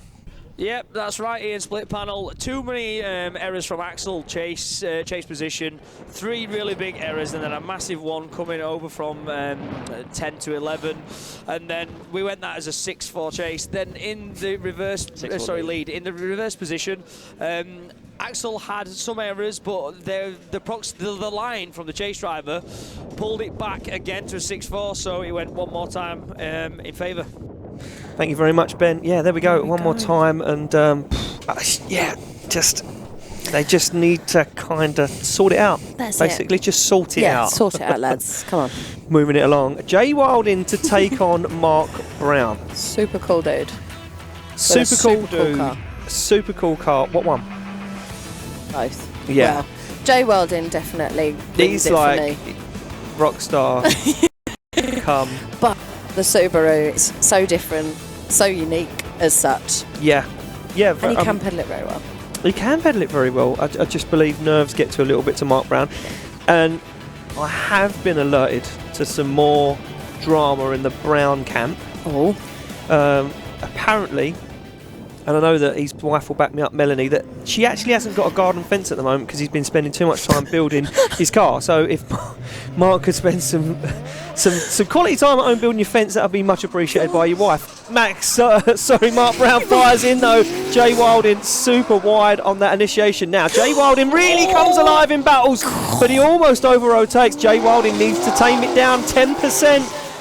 As Mark Brown holds on to it. Mark Brown really getting a grips now with that Subaru here at Three Sisters. Can he jump up onto the side? He's got all the power in the world to find the side of that S14. Oh! Shut it down. Jay shut it down. Jay shut that one down. Oh, look at the rear wheel. Look at the rear wheel of Jay Wilding's car. And she's definitely not getting that fence fixed now. No. Unfortunately.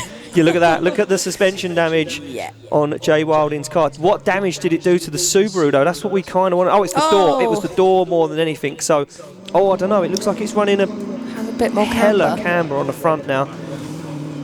Yeah, look at this. Jay Wilding is a wild man. Yeah. I mean, look at that initiation. Incredible. I mean, flawless for me. Really liked it. That was wrong. Yeah. Too much angle. He had to back out of it. Mark Brown see that opportunity when he slowed down to try and dive on, make some proximity up, gain some ground. This is where Mark Brown really came alive for me. He made a nice dive here, through the smoke, found the side of the S14, and then, bam, nothing. Is that a misshift again? Because he was able to drive away from it.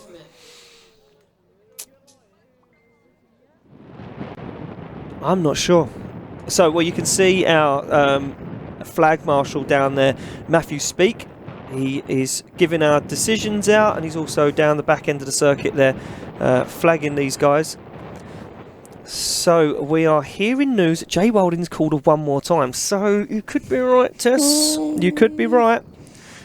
Mark, a 5-minute rule. Sorry, one more time. Sorry, I'm getting the wrong information, and then I'm forgetting what I'm doing, and I don't even know where I am. Is this real life? It's only it's who Friday. knows? It's 2020. What a year. Yeah, exactly. Anyway, moving on. Mark Brown, I mean, yeah, how much damage has that car sustained? If he needs time to fix it, he will be given a competition timeout because he wasn't in the wrong. So, who knows? All I do know is that battles are warming up, man, and that fence is definitely not getting fixed now. That car needs a door. No. So, sorry, Melanie Brown, but poor Melanie. Cars before fences. Damian Choppin on the line now to take on JJ Stevens. Two very, very similar spec cars, both on the same tyre. And I think Choppin comes in here looking like the stronger contender. Higher qualifier, a lot more seat time, a lot more battle practice under his belt. Definitely. JJ Stevens, though, representing that Firefly Speed Shop in that R34 Nissan Skyline. He'll be trying to prove himself here at BDC as Choppin starts to drive away. Nice initiation, and yeah, look at this. JJ Stevens left it way too late. Oh, shortcuts the circuit. And now JJ Stevens starts to shortcut, trying to make a dive onto the back end of that BMW Compact. As Damian Choppin, unfazed, looks cool, calm and collected. We'll dab at the handbrake as he sets himself up for outside zone 9.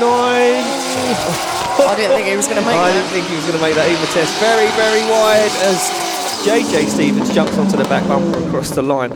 Or what was left of the back bumper, should I say. Yeah.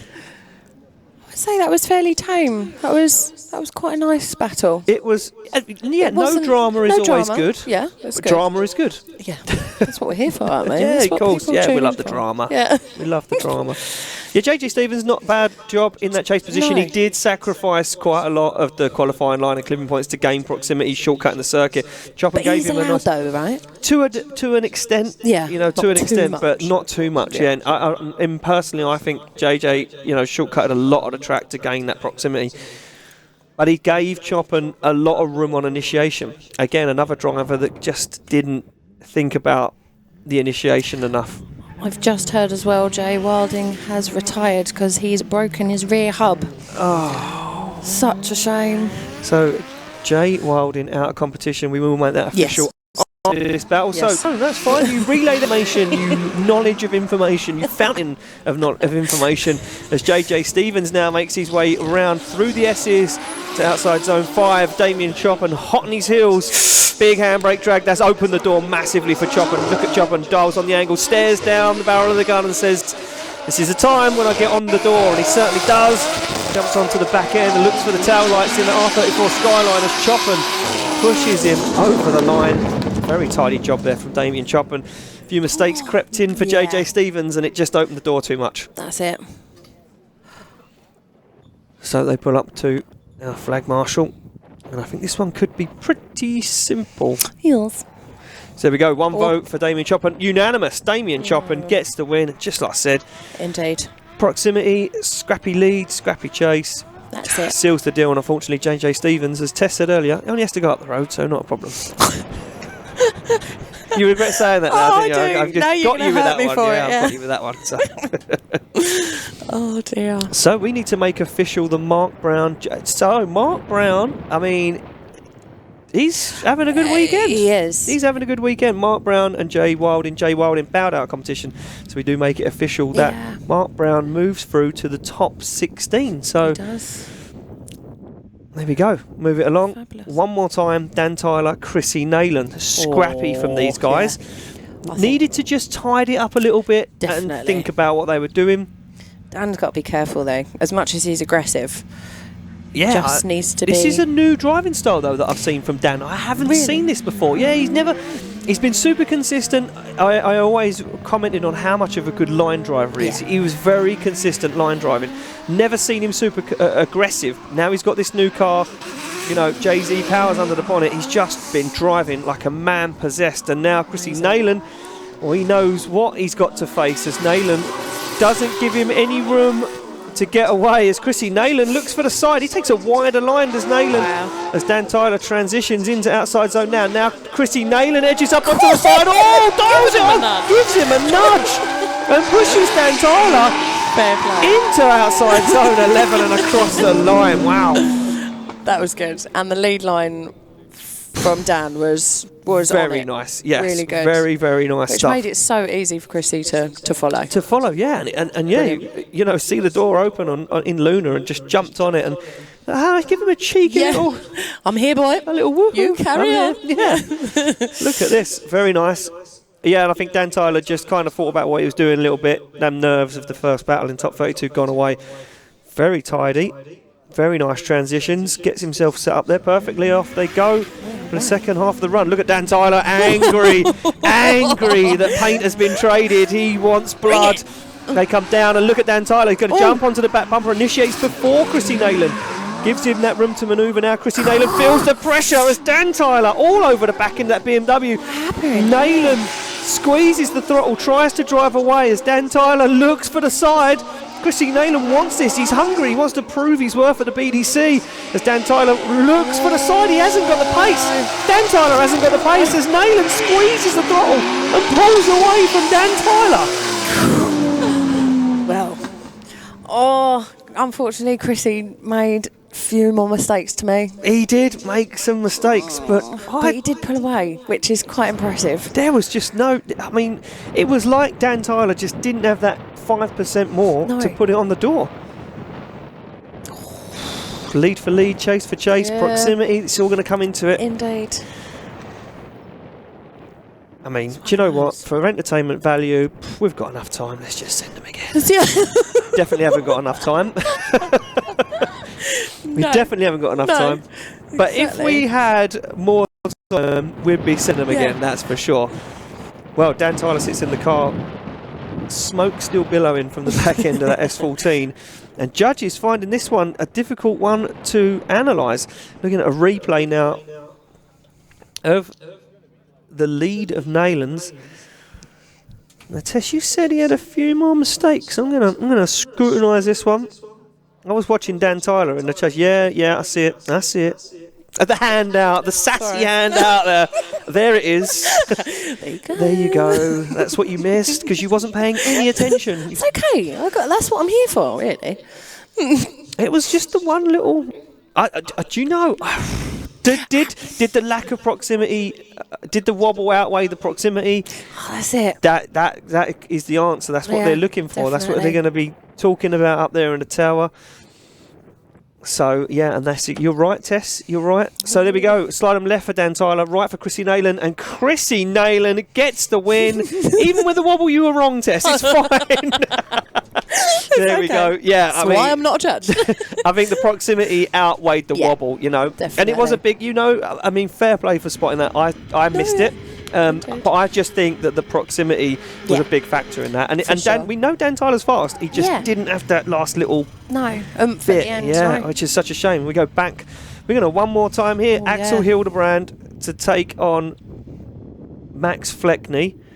Now, Axel, I mean, needs to just chill, right? Yeah, he really does. He needs to just chill. Yeah, Maybe he shouldn't have. Down. Hopefully, he didn't let the tyres down anymore. Oh, that's gosh, for sure. Please don't. Please don't. Off the line, Fleckney to lead, Hildebrand to give chase. Oh, and Axel gives him a little bit of room. Yeah. Clutch kick initiation, but we know Hildebrand's got the pace in the car, so he's going to give Fleckney the room, but he knows Fleckney gives him a perfect lead line.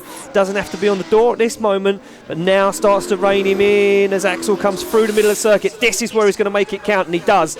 Makes a little dive up into the side once again, gives Fleckney to make the room to transition into Luna. Shallows up though, does Hildebrand. Now starts to rein him in. He needs to squeeze, give it a little bit more. There he is, up on side, on the back bumper and a roller he goes and across the line. No mistakes this time from either guy. Really, in my opinion. But to me, with Axel and how much power he's got, he should have been all over Max at that last section. He should have been pushing him a little bit hard. This is the wrong replay, but never mind, we'll fly with it. That's okay. So this is the Dan Tyler and Chrissy Naylan replay. They just want to see the mistake again. The little wobble. Just because I missed it. Yeah, everyone's like, there you go. There it is. Yeah. So... One, lads. We've watched this.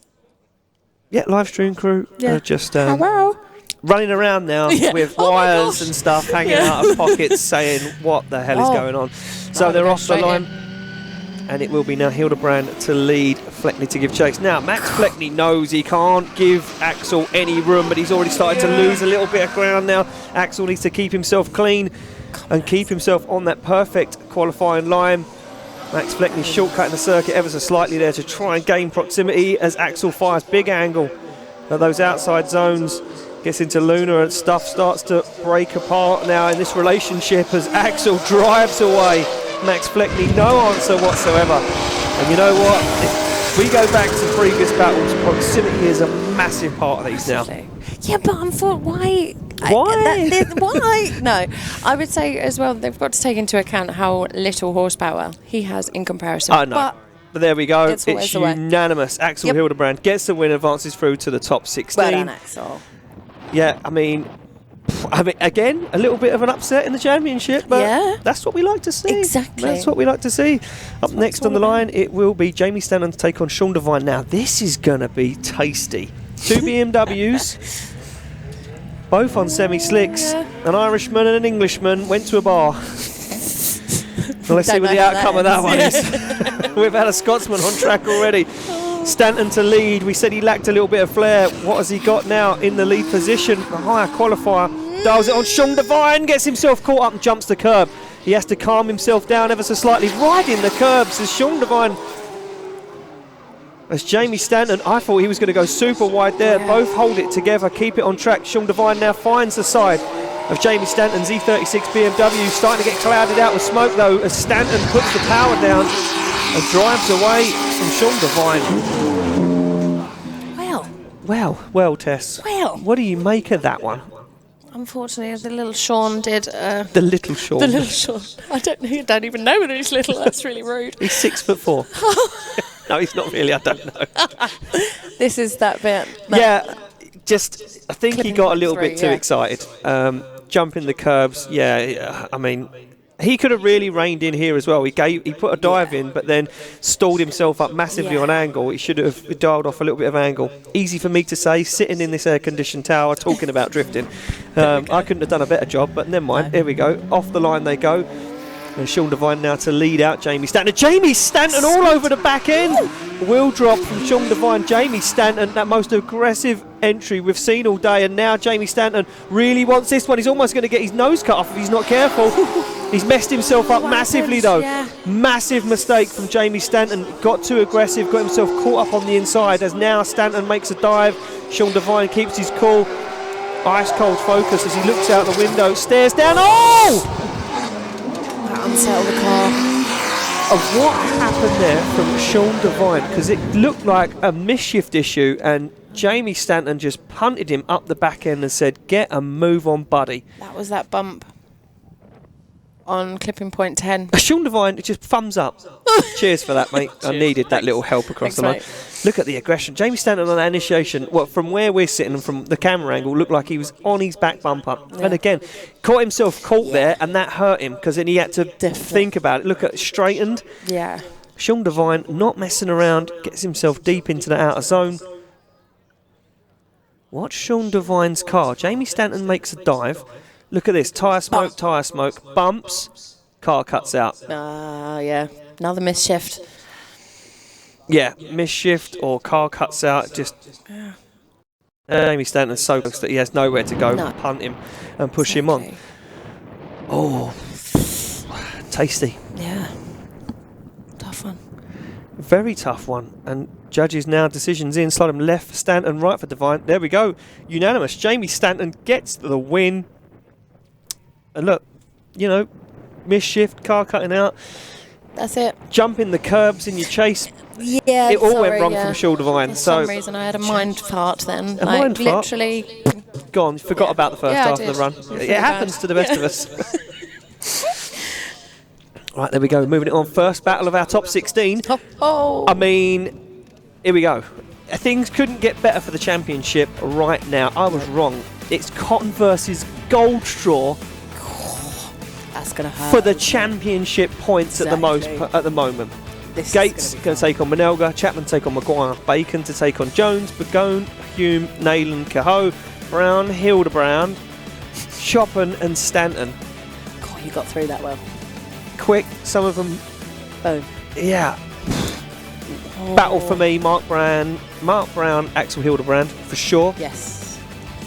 Gates, Manilga, Cotton, Goldstraw. Yeah. Battles that are really going to put you on the edge of your seat. I'm not saying the rest aren't, but these ones, for me, the first battle of top 16 is going to be incredible because Max Cotton wins round 1, qualifies first, takes maximum points at the moment. Goldstraw didn't qualify well here, qualified well in Driftland, finished second on the podium. Very tight at the top with points with those two. At the moment, I'm going to say Cotton's probably just edging Goldstraw in points going into the rest of this competition. But now, if Goldstraw beats Cotton and advances through to the Grade 8, are there enough points in the pot for Goldstraw to take the championship? Well, that's some tech wizard to work that out. Sorry, we've got a whole room full of nerds next door, and let me tell you, these guys are so clever it hurts my head. Well, there we go. This is a big one. This is a big one.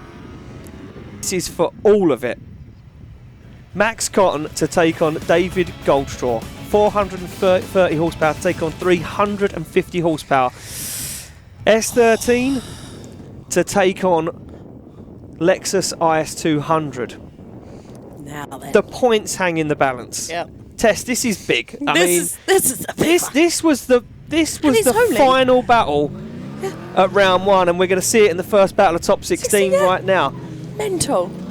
Cotton to lead, Goldstraw to give chase. Here we go. Cotton flicks in. Oh. David Goldstraw. These two guys know each other like a well-worn pair of gloves.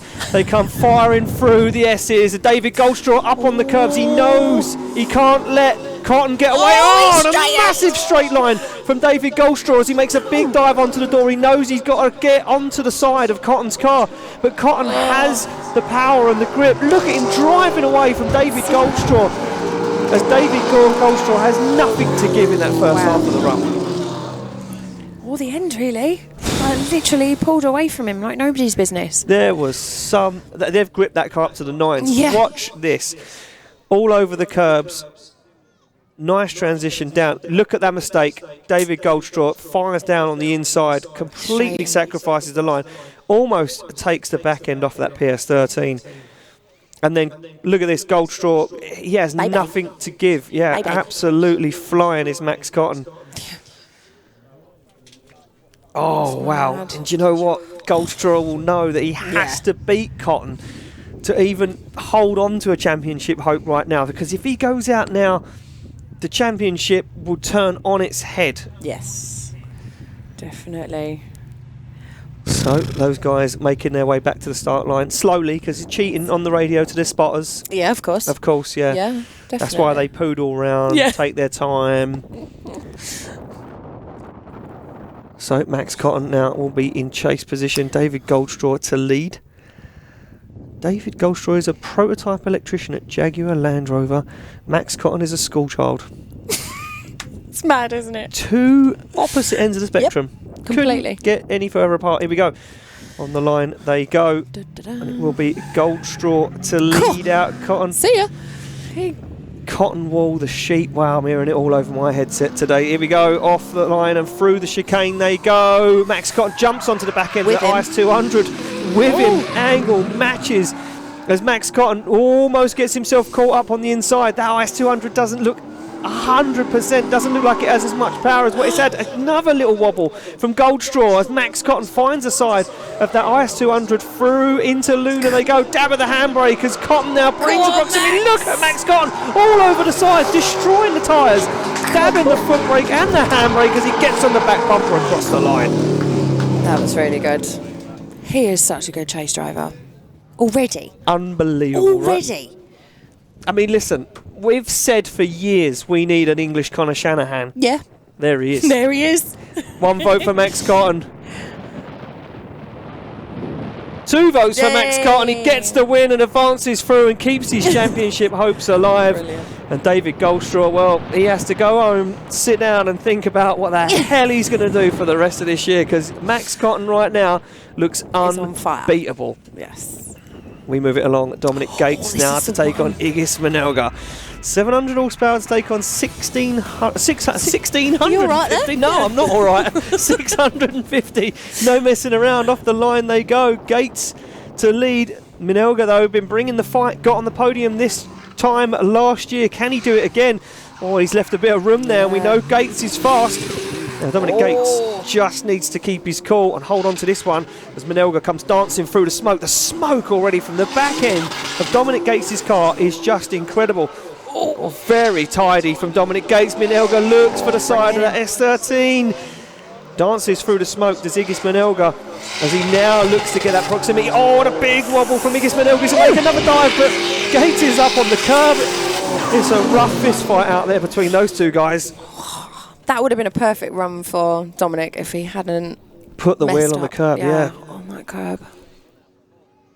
Incredible stuff. Very nice lead line from Dominic Gates. Really good. Yeah, Dominic Gates absolutely flying. Manilga gets himself lost in the smoke. Does a good job of keeping chase, though. You know, that smoke is very thick and hard to chase. Definitely. And Dominic Gates, very tidy. Manilga throws big angle at it. And then makes a nice dive here, but watch Manilga's car. Straight. Yeah. That's the clutch kick, and that's when it all goes wrong. But Gates is on the curb, so he's on the wrong line. Oh, and I've got my light working. My light's working, and my light's back. Thanks, Toby. There we go. So we get the green light. Ignis Manilga now to lead. Dominic Gates to give chase. Dominic Gates now just has to be careful what he does. Is Ignis Manilga sandbagging there a little bit? That's what I thought then. I was like, he slowed down and then, naughty. Naughty boy. Ignis Manilga puts foot down. Dominic Gates almost gets himself caught up. On the curb they go. Manilga's well offline. Manilga starts to fall offline. He's going to go deep. Just about. Keeps it on track. Dominic Gates was on the door and slowed it down. Just about held it together. As Dominic Gates now finds the side of that 300 ZX, and look at Dominic Gates, gives him a rub as he pushes him into outside zone 11 and says, take that, mate. Good lad. Wow, incredible driving. How he managed to keep behind him from 6 to 7 to 8 was fairly impressive. Dominic Gates, very literally, it's like someone just flicked the switch. Yeah. The touch paper, I think they say. Ignite the touch paper. Someone ignited something under his bum because he came like a file. That was incredible. To give him the little rub was just, you know, it put the exclamation mark on it for me. It was like, if you didn't think I'd won it, definitely won it now. Exactly. Well, look at this on the replay. Very good stuff. Ignis Manilga. Look, tyre pressure so low, the wheel is almost touching the tarmac. Just I did honestly think ludicrous. I thought he would DB'd it. I had to hold myself back. Manilga way off qualifying line though. Straight lines through the centre of the track, goes over the edge of the track there. Look, this is where he gains the proximity. Dials it on, holds onto it through that, stands on the throttle, and then look at this. Gets the proximity, jumps on the door and says, well, I'm here, let's stay here. pushes him, says, let's go wide, because we need the room. Yeah. Wow, that's talented driving from Dominic Gates there. But there we go, slide them left for Gates, right for Ignis Manilga. I could be wrong, but, you know, I don't know. I don't know. One vote for Dominic Gates. There we go, Hey. Dominic Gates, unanimous, Well gets done, the win. Ignis Manilga out of competition. Shame. Dominic Gates, he deserved that. Yeah, what he did. a battle. He did, definitely. He's getting better and better every run. Keep your eye on him, could be in the final. Just yeah. going to pip it there, right Definitely. there. We go back to the start line. Alex Chapman's take on Danny McGuire. Borrowed car, Oh, wow. lowest power car on the grid, highest horsepower, probably the most expensive build in the Pro 2 category. Yep. And he's just getting used to his new car. And he's just getting used to it. But I'll tell you one thing about Danny McGuire, he will push Alex Chapman. Just a few little black marks on his doors, I reckon. He won't worry about that. Off the line they go. Alex Chapman with a nice initiation. Danny McGuire struggled to slow down. He needs to hold himself back now. Danny McGuire holds himself back. It was just like he's getting a little bit wild. He's McGuire now as they come flying down in front of the judging tower. Danny McGuire keeping a hold of it though, makes a dive up to the inside. Danny McGuire making brave move after brave move. Look at the power and the grip in that S15 as he puts himself onto the side. He's almost rubbing the door of Alex Chapman's BMW, and Danny McGuire has no regard for health and safety of anyone. Fair play. Fair play. I wouldn't have liked to have been Alex with how much noise that would be making behind him. I mean, look at this. He drops a wheel in the dirt. Look, fires some dirt up, still holds on to it, jumps the curb, throws big angle on, says, I think I made a bit of a hash of this. Let's pull myself back together again and try and figure out what's going on. Dials on the grip angle, bam. Big angle there, though, on that transition. Yeah. Alex Chapman's just doing whatever he can do right now. He's holding on for dear life. Yeah. And fair play to Danny for not touching him. Yeah, I mean, even there, where the track literally shuts up on you. Yeah. Yeah, wow. So Danny McGuire there, incredible. I don't want to see it, but I know I'm going to see it. I think Danny McGuire's just going to absolutely blitz the tyres and drive away as he did off the start line. Alex Chapman's not going to go down that fight. Look at this big flick initiation. He needs to be careful. It's not one yet. He could lose it. He could throw it all away. You're very right there, Tess. And Danny McGuire right now is going to try everything he can to drive away from Alex Chapman. And Alex Chapman says, I've got nothing to lose. It's not even my car. So who cares what happens at the end of this battle? As Alex Chapman looks for the S15. But Danny McGuire puts foot to floor, starts to destroy the tyres on the back of that car and drive away. He even flexes the body panel. He's moving that quick. Wow. Yeah. Yeah? Yeah. That's just Tess a yeah. is just yeah. That's a yeah, just that one. a yeah. So there we go. Decisions in. Left for Chapman, right for McGuire. Pretty sure. I know what way this is going to go. There we go. Unanimous. Danny McGuire gets the win. Takes Alex Chapman out of the conversation. Advances through to the grey 8, and we're getting through a thick fast. Yeah. Fair play right to Danny, now. though. Top 8 now. Good drive. Good drive. Very good drive. It's every run he's getting more and more confident and faster and faster. Nice drive. Is that a TikTok thing? No. Good. James Van Beek on the line now to take on Ashley Jones. Ashley Jones, come alive for me. Came at Saltbait. Come alive. But we have got 500 horsepower to take on 550 horsepower. A very heavy car in James Van Beeken's. It's been noted that Ashley Jones's car is super light. Oh. So could that? Who knows? Pip. You never know. Van Beeken to lead. Matt Motorsport to take on Slide Motorsport. They come down, big flick from Van Beeken. Ash Jones got left a little bit there. He's going to have to think about this. Keep himself collected as they come through outside zone 3. And Van Beeken starts to squeeze the power down now. Ash Jones has got the same power. He can stay on him. But Van Beeken looks like he's dialed all the grip in just to try and drive away from Ash Jones right now. Ash Jones not really got an answer at the moment. He starts to get lost in the smoke. As Van Beeken absolutely flies through that final outer clipping point and across the line. Very, very nice lead line, Van Beeken. Yeah, not really put a foot wrong either. No, and Ash didn't really have an answer at all. If he would have given it another little push and just been another car length closer, I think there might have been something in it. But for me, unfortunately, Ash Jones just didn't really, the opportunity was there. He gave him the room here and then didn't really do anything about it. It was a shame. He even had the opportunity there to try and dive on the door. And I don't know whether Van Beeken's car was gripped up so much that he couldn't, or maybe Ash Jones just didn't feel confident in getting there, but nevertheless, Fen Bacon screaming and flying. Well, I can tell you one thing, I know Fen Bacon's going to be on the door. Yeah, for Here sure. we go. Look at him. Straight away, no messing around. Fen Bacon onto the back bumper. He initiates at the same time as Ash Jones. Ash Jones looking cool at the moment. Fen Bacon not messing around. Look at this. Fen Bacon knows he needs to seal this one. He wants to get in the grade 8.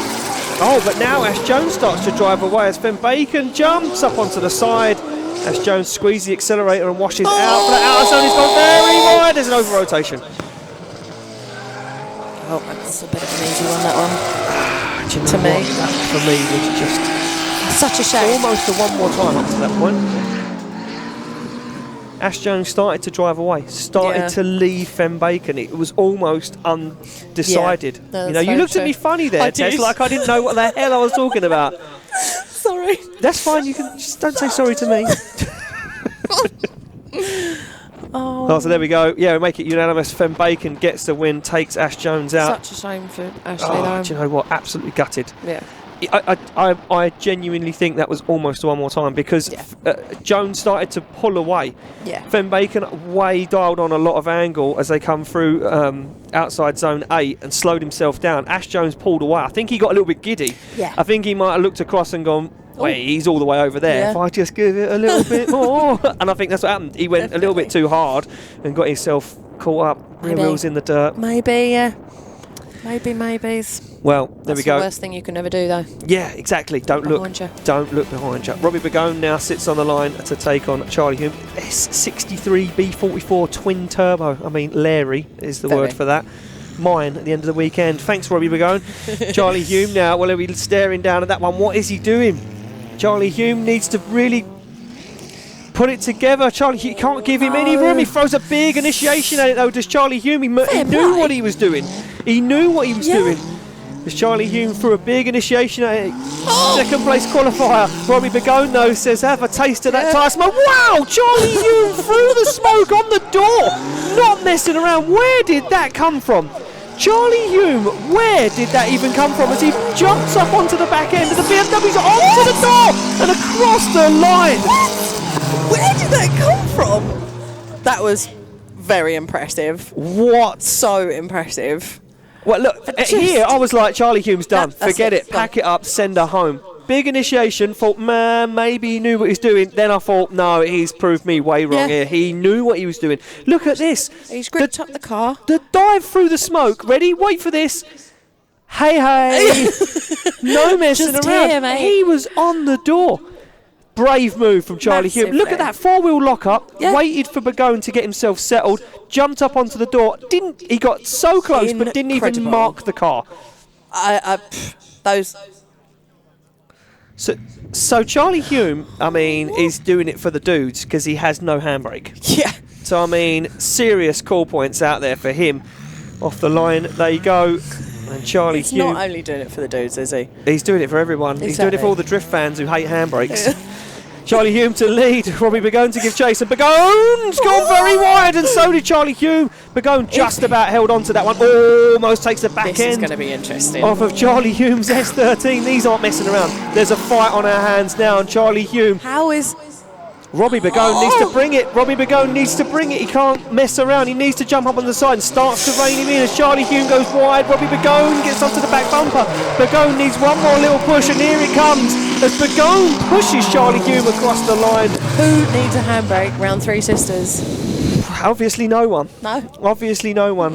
So if you're a pro driver out there and you're looking thinking, my hydro's min, you don't need one. No. Don't need one. No, Because certainly. Charlie Hume shakes his head and says, yeah, well, He liked that one. What the hell was that? Wow. Wow, that was incredible. Incredible battle from both of those guys. I don't think Begone was ready for that. No, he wasn't at ready all. for that. Does me a favour because the car's still meant for later. He's still after it. Just look at it. Will you Would just look at it? Yeah, wouldn't you just look at it? It's beautiful. I mean, I'm not saying I don't like the livery, but just imagine that as a road car. Yeah. No, they are savage. Look at this. I love that entry. That was awesome. Brave, and you're Very right. brave. Robbie Begone was not ready for that. not Made a at all. dive onto the back bumper, Was that? gave him the room. Yep. And Robbie Begone didn't really put a foot wrong. Neither did He Charlie, shortcutted the circuit a little bit. Charlie didn't put a foot wrong, though, really. No, he didn't. He didn't put a foot wrong. You're right. He didn't put a foot wrong. He didn't dab the hand. Well, he hasn't got a handbrake, so he couldn't even use the handbrake. That's that one. Do you know what? That's a tough decision. And if it was me, I know what I'd do. Yeah, I know what I'd do too. Well, there we go. Slide him left for Robbie Begone, right for Charlie Hume. 1 vote for Charlie Hume. 2 votes for Charlie Hume. He takes out your second place qualifier. Fair play, Charlie. And Charlie Hume looks like he's back. He is fighting. So there we go. Charlie Fair Hume play. gets the win. Robbie Begone out of competition. And Charlie Hume. He can't believe it. Oh. Thumbs up. He's like, let's go back and see if I can fix that handbrake. Not that I need it. And, Wow. What a turn of events. I mean, who knew? Who knew? Up next, Chrissy Naylan, Team Zero Star to take on Dylan Kehoe. 500 horsepower, Nissan Silvia to take on a BMW E36. And for me, Chrissy Naylan has come out of his shell this weekend and really shown his cards. We all know what Dylan Kehoe's got, though. We know how talented that young man is. Top 4 finish at round 1. Chrissy Naylan got that jump off the start line again. Dylan Kehoe, look at him, look, putting the power down. He's like, I can't let him get away with this one as they fire down. Nice initiation from Chrissy Naylan. As Dylan Kehoe just slows that car down ever so slightly. Through the smoke comes Kehoe. He needs to jump on this one. He can't let Naylan get away. Naylan goes super wide. The transition's wrong.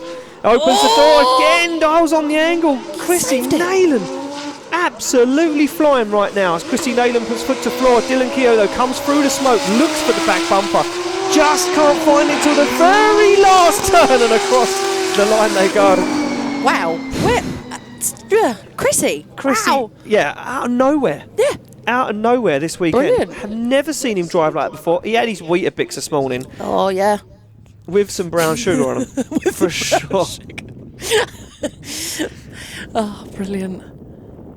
So Dylan Kehoe, he pulls to the line now, and he's going to be asking the question, what do I do? Because he knows that Naylan's fast. Yeah. He knows he's got it in him.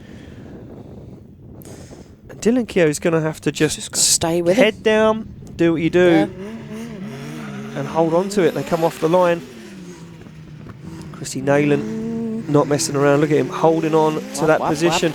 Yeah, just trying to keep it going. Oh, what a flick there from Dylan Kehoe. Upset. Naylan drops the wheel. He has to really hold on to it.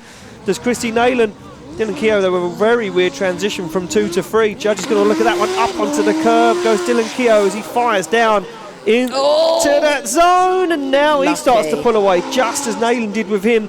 There with the handbrake opens the door a little bit for Chrissy Naylan. Chrissy Naylan looks for the opportunity. Just can't get there, though. Can he gain some proximity? He's going to throw everything at it for the finish line.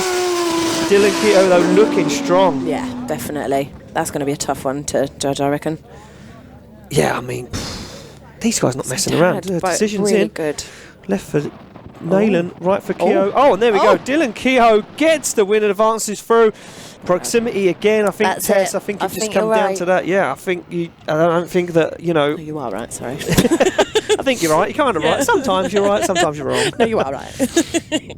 I just, I think that, as fast as you are, as good qualifying line you run, you need to get that proximity dialed, and it's in there. You just need to be brave and push it. Mark Brown now takes on Axel Hildebrand. This is the kind of battle you'd see in Drift Cup. We're seeing it in top 16 at BDC. So who knows what's going to go on? Brown, big jump off the line. Wow. He's not messing around. Wow! Mark Brown was up and gone like a scolded cat. Axel Hildebrand, he needs to think about this one as Mark Brown fires in and down. Axel Hildebrand, big angle. Can he hold on to it? Oh, big wobble from Hildebrand as Mark Brown wobbles again, and so does Axel. Axel making a whole host of mistakes in that chase position as Mark Brown handbrakes down into outside zone 8. Mark Brown, scrappy though, not looking like he's on that perfect qualifying line, dropping clipping points left, right and centre as Axel Hildebrand gets lost in the tyre smoke from that Subaru. Oh, and that's not the battle we wanted to see. No, not at all. I thought that was going to be closer than that. Yeah, I thought that was going to be a lot closer than that. Axel kind of got left sleeping on the line. Yeah. Let's have a look at where it really went wrong, though. Nice initiation from Mark Brown. Just catches clip 2. Yeah. Deep in 3. Hildebrand has a wobble there. Yeah. Mark Brown doesn't really do too much wrong till about here. And then he kind of falls offline. Starts to drive away with it. Axel, though, shortcutting the circuit. I think Axel panics. Yeah. I think Axel gets a little bit panicky, tries to hold on to it, and just can't really bring an answer. But he's a new driver to the BDC. Yeah, it of must course. be all the pressure as well. All the massively. pressure, and look at Axel No, though he's now. off. Axel, Look at us saying that. yeah, Axel Hildebrand saying, "Well, if you want to jump the line, I'll jump the line. Let's go." Look at this. Axel hammers down, flicks in now. This and a straight line initiation. Oh, and Axel messes up again. Axel needs to hold on to this one. Mark Brown looking for the side of that Sunoco S14 as Axel puts foot to floor, starts to unleash the power. Mark Brown with a very weird transition up onto the door. Starts to get lost in the smoke as Hildebrand looking to pull away, doesn't want Mark Brown on the back end or anywhere near his S14. Hildebrand does it, Mark Brown locks up 4 wheels, almost goes off track. Wow. Oh, Mark was so much closer. He was so much. You sound very distraught about that. Decisions in. Slide him left for Brown, right for Hildebrand. Mark Brown gets the win and advances through to the Grade A. Axel Hildebrand out of competition, and he's done really bloody well though. Yeah, he's done very, very well. And you know what? I think it's just a few little things for me. The napping on the line. I just think, the jump off the line, not taking the opportunity to jump on the door, gain that proximity. And yeah, you was right. Mark Brown was closer, and that just sealed the deal. Yeah. But it comes down to experience as well. Of course, yeah. Mark Brown's had some seat time now in that car in the last few days, and even at BDC, we're moving it along. Damian Choppin's take on Jamie Stanton. 1JZ versus 1JZ, 100 horsepower separating them, both on Westlake tyres.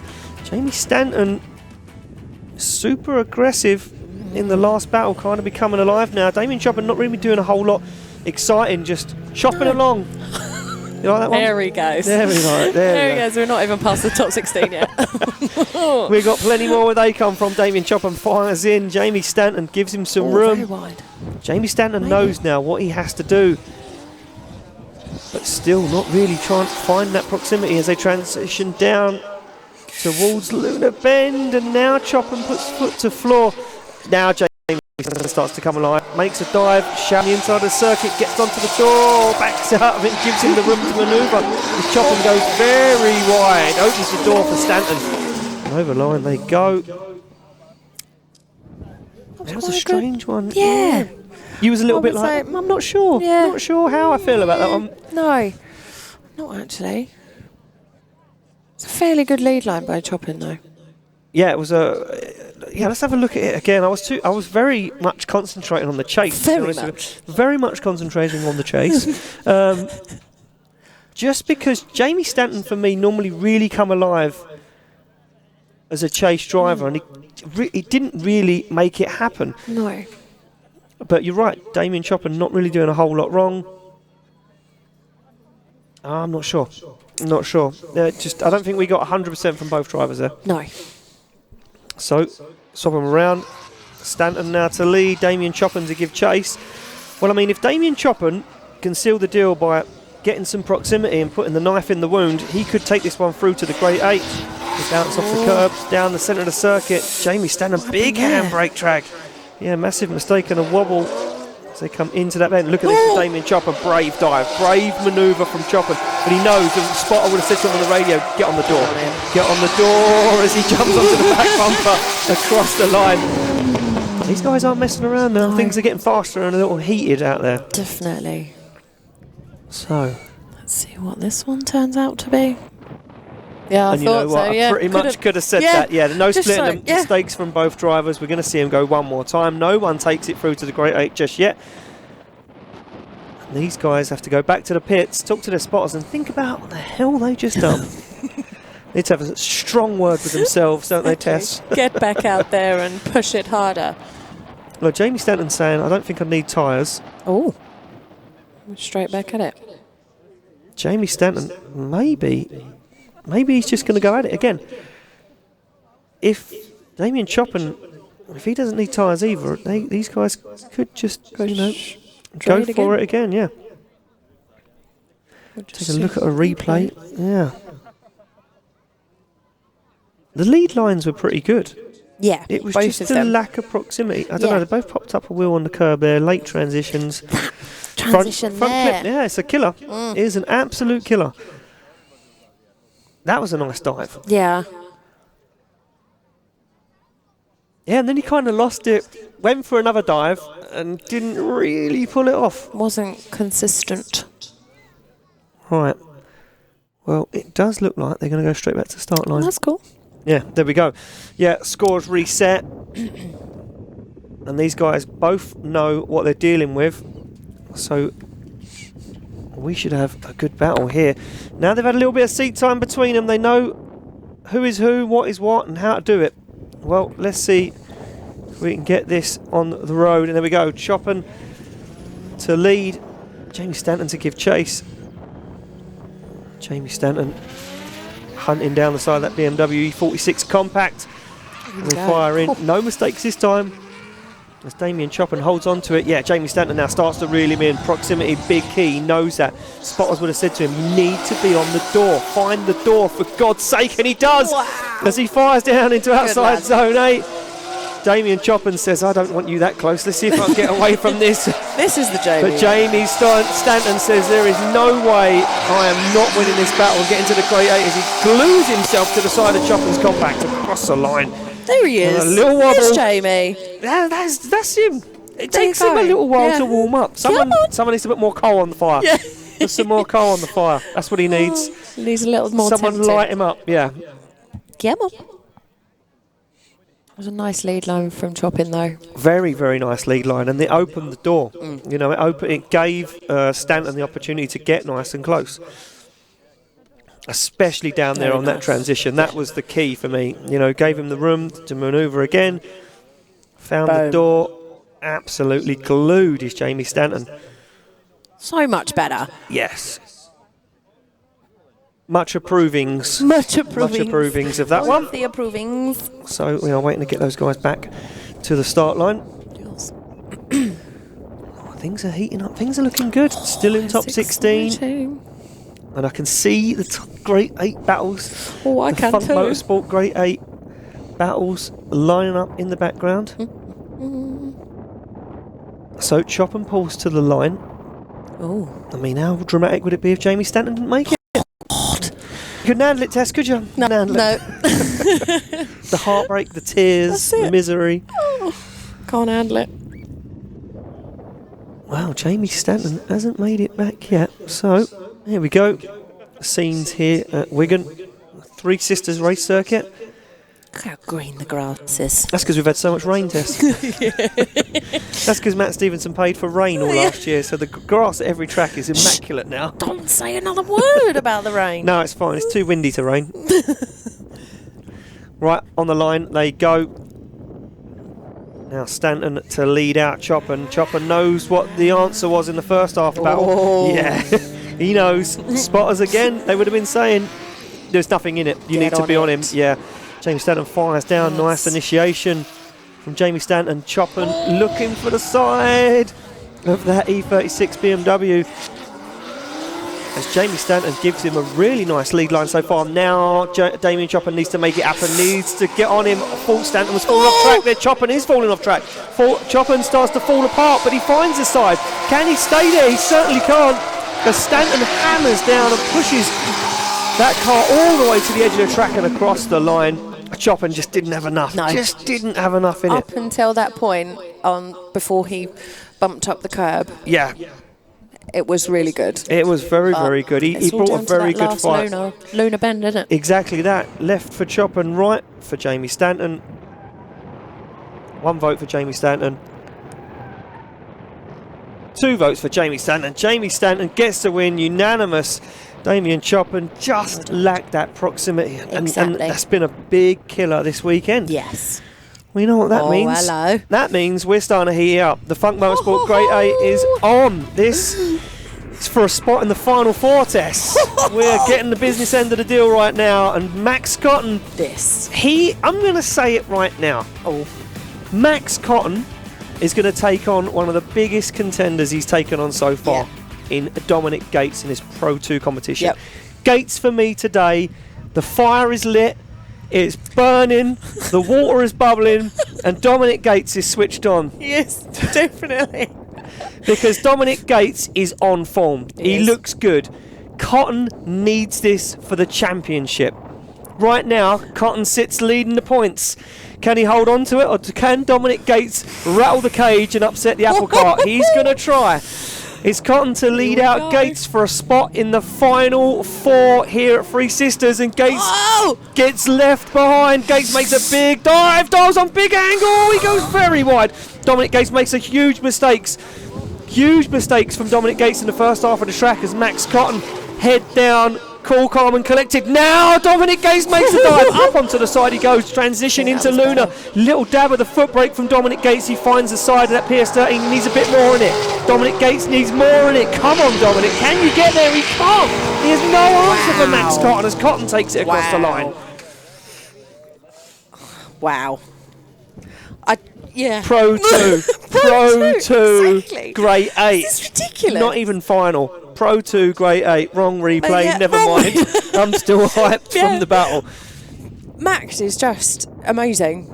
Like, He gave Dominic Gates the best lead. The best lead. But you know what? Gates just needed 10% more. He just didn't have it. No. He just didn't have it. Gates sits on the line now and says, well, this is either going to one way or the other. He's either going to glue himself to my door or I'm going to drive away. Gates gets the jump off the line. This has been the trick all day. Yes. This could be the story all weekend.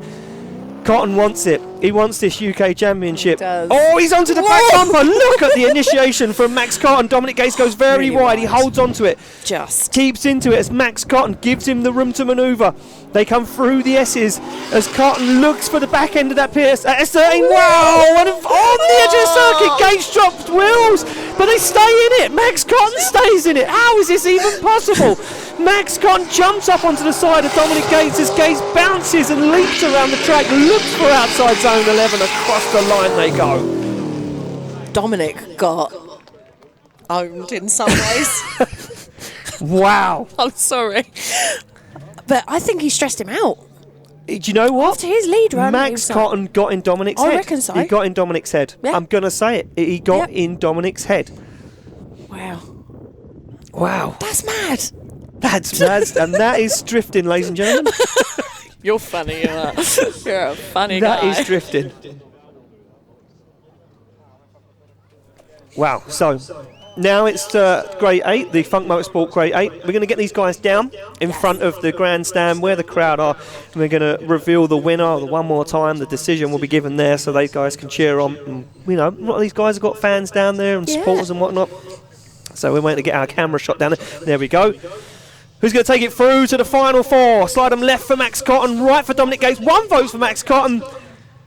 2 votes. It's unanimous. Max Cotton gets the win and advances through to the final 4. Judges, just quickly, I mean, is there any stopping this young kid or what?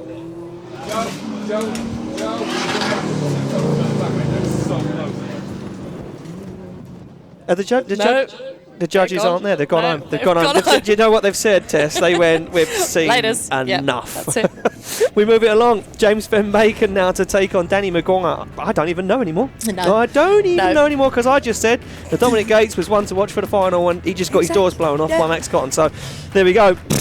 Who knows? 500 horsepower, 700 horsepower.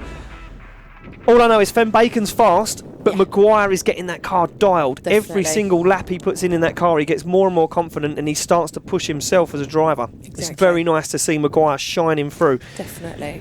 Well, they've got the green light all round. Van Bacon to lead the higher qualifier, but that means nothing in this game. Let me tell you that for nothing. Danny McGuire, look at that car, slams into gear, jumps forward. And we know he's got the pace. We know Maguire's got the pace. And Van Bacon's also got the pace. 2 fast cars, 2 competent drivers. They come screaming down. Flames erupt from the side of Van Bacon's car. Super wide he goes. Danny McGuire hangs onto the back end of it. Lets him do the manoeuvres through the S's. Now McGuire starts to reel him in. They fire through the middle of the circuit. And look at McGuire. Look at the transitions. McGuire gets himself on the inside of the track. He's going to have to be very, very quiet. Very, very careful, as Van Bacon pushes to the edge of the circuit, tries to drive away, and look at McGuire as he jumps up onto the door. Across the line they go. That was impressive by Van Bacon. Van Bacon. He's German now. Van Bacon. Look at this. Are you all right, Tess? You're just overwhelmed with the... now. That's grade 8. I don't know what I'm going to be in like in top 4. And the final for the final on the podium. I mean, I'll probably just break down. Look at this. Danny McGuire, very, very clever from Danny McGuire. The only thing I think he messed up on here was this transition. That got Goldstraw in trouble earlier. I don't know how the judges are going to feel about that. Give him the room to manoeuvre through Luna. He could have probably pushed up and got onto the door a little bit. For sure. But look at this, a big dive onto that final outer clipping point. Back on the line, there you go. And Danny McGuire to lead. James Van Bacon to give chase. And we get the green light and the thumbs up all round. Now Danny McGuire, I mean, I was going to say Danny McGuire is going to try and drive away with this one, but I think... Oh, what happened there? Oh. Do you know what? I blinked for a second. Sugar. And Maguire's on one way of the track. Van Bacon's on the grass. What went on there? Did Maguire do a big crazy opposite flick? And he was too close to him. But do you know what? In the briefing, and as always in any drifting formula, the chase car should let the lead car do his initiation. Give room, you know. Oh, and Van Bacon goes off track again. Van Bacon's looking to write that car off this weekend. Has he lost a tyre? Oh, I don't know if he's lost a tyre. I don't think so. Want to see a replay though? Let's have a look at the replay. We both blinked, looked at each other, turned back. Yes, Van Bacon was over aggressive. He almost impeded Danny McGuire's initiation. But should he go that far across the track? I mean, there's no line. I mean, you're starting to get in a dangerous territory now, Tess. You've opened up a whole new can of worms with this one. Look, normally there would be a line in the centre of the track saying that the lead car can't cross that line on initiation. We don't have that there. I never heard anything about it in briefing. So in my eyes, the chase car was impeding the lead car. Decision left for Bacon, right for McGuire. Pretty sure I know how this is going to go. Simon, Ben and Brad. And there we go, unanimous. Danny McGuire gets the win. I'm going to try and go to the judges. We'll try it again. The power of technology. Judges, the initiation, kind of down to that. Yep, the initiation is completely right here. Was down to effectively Danny.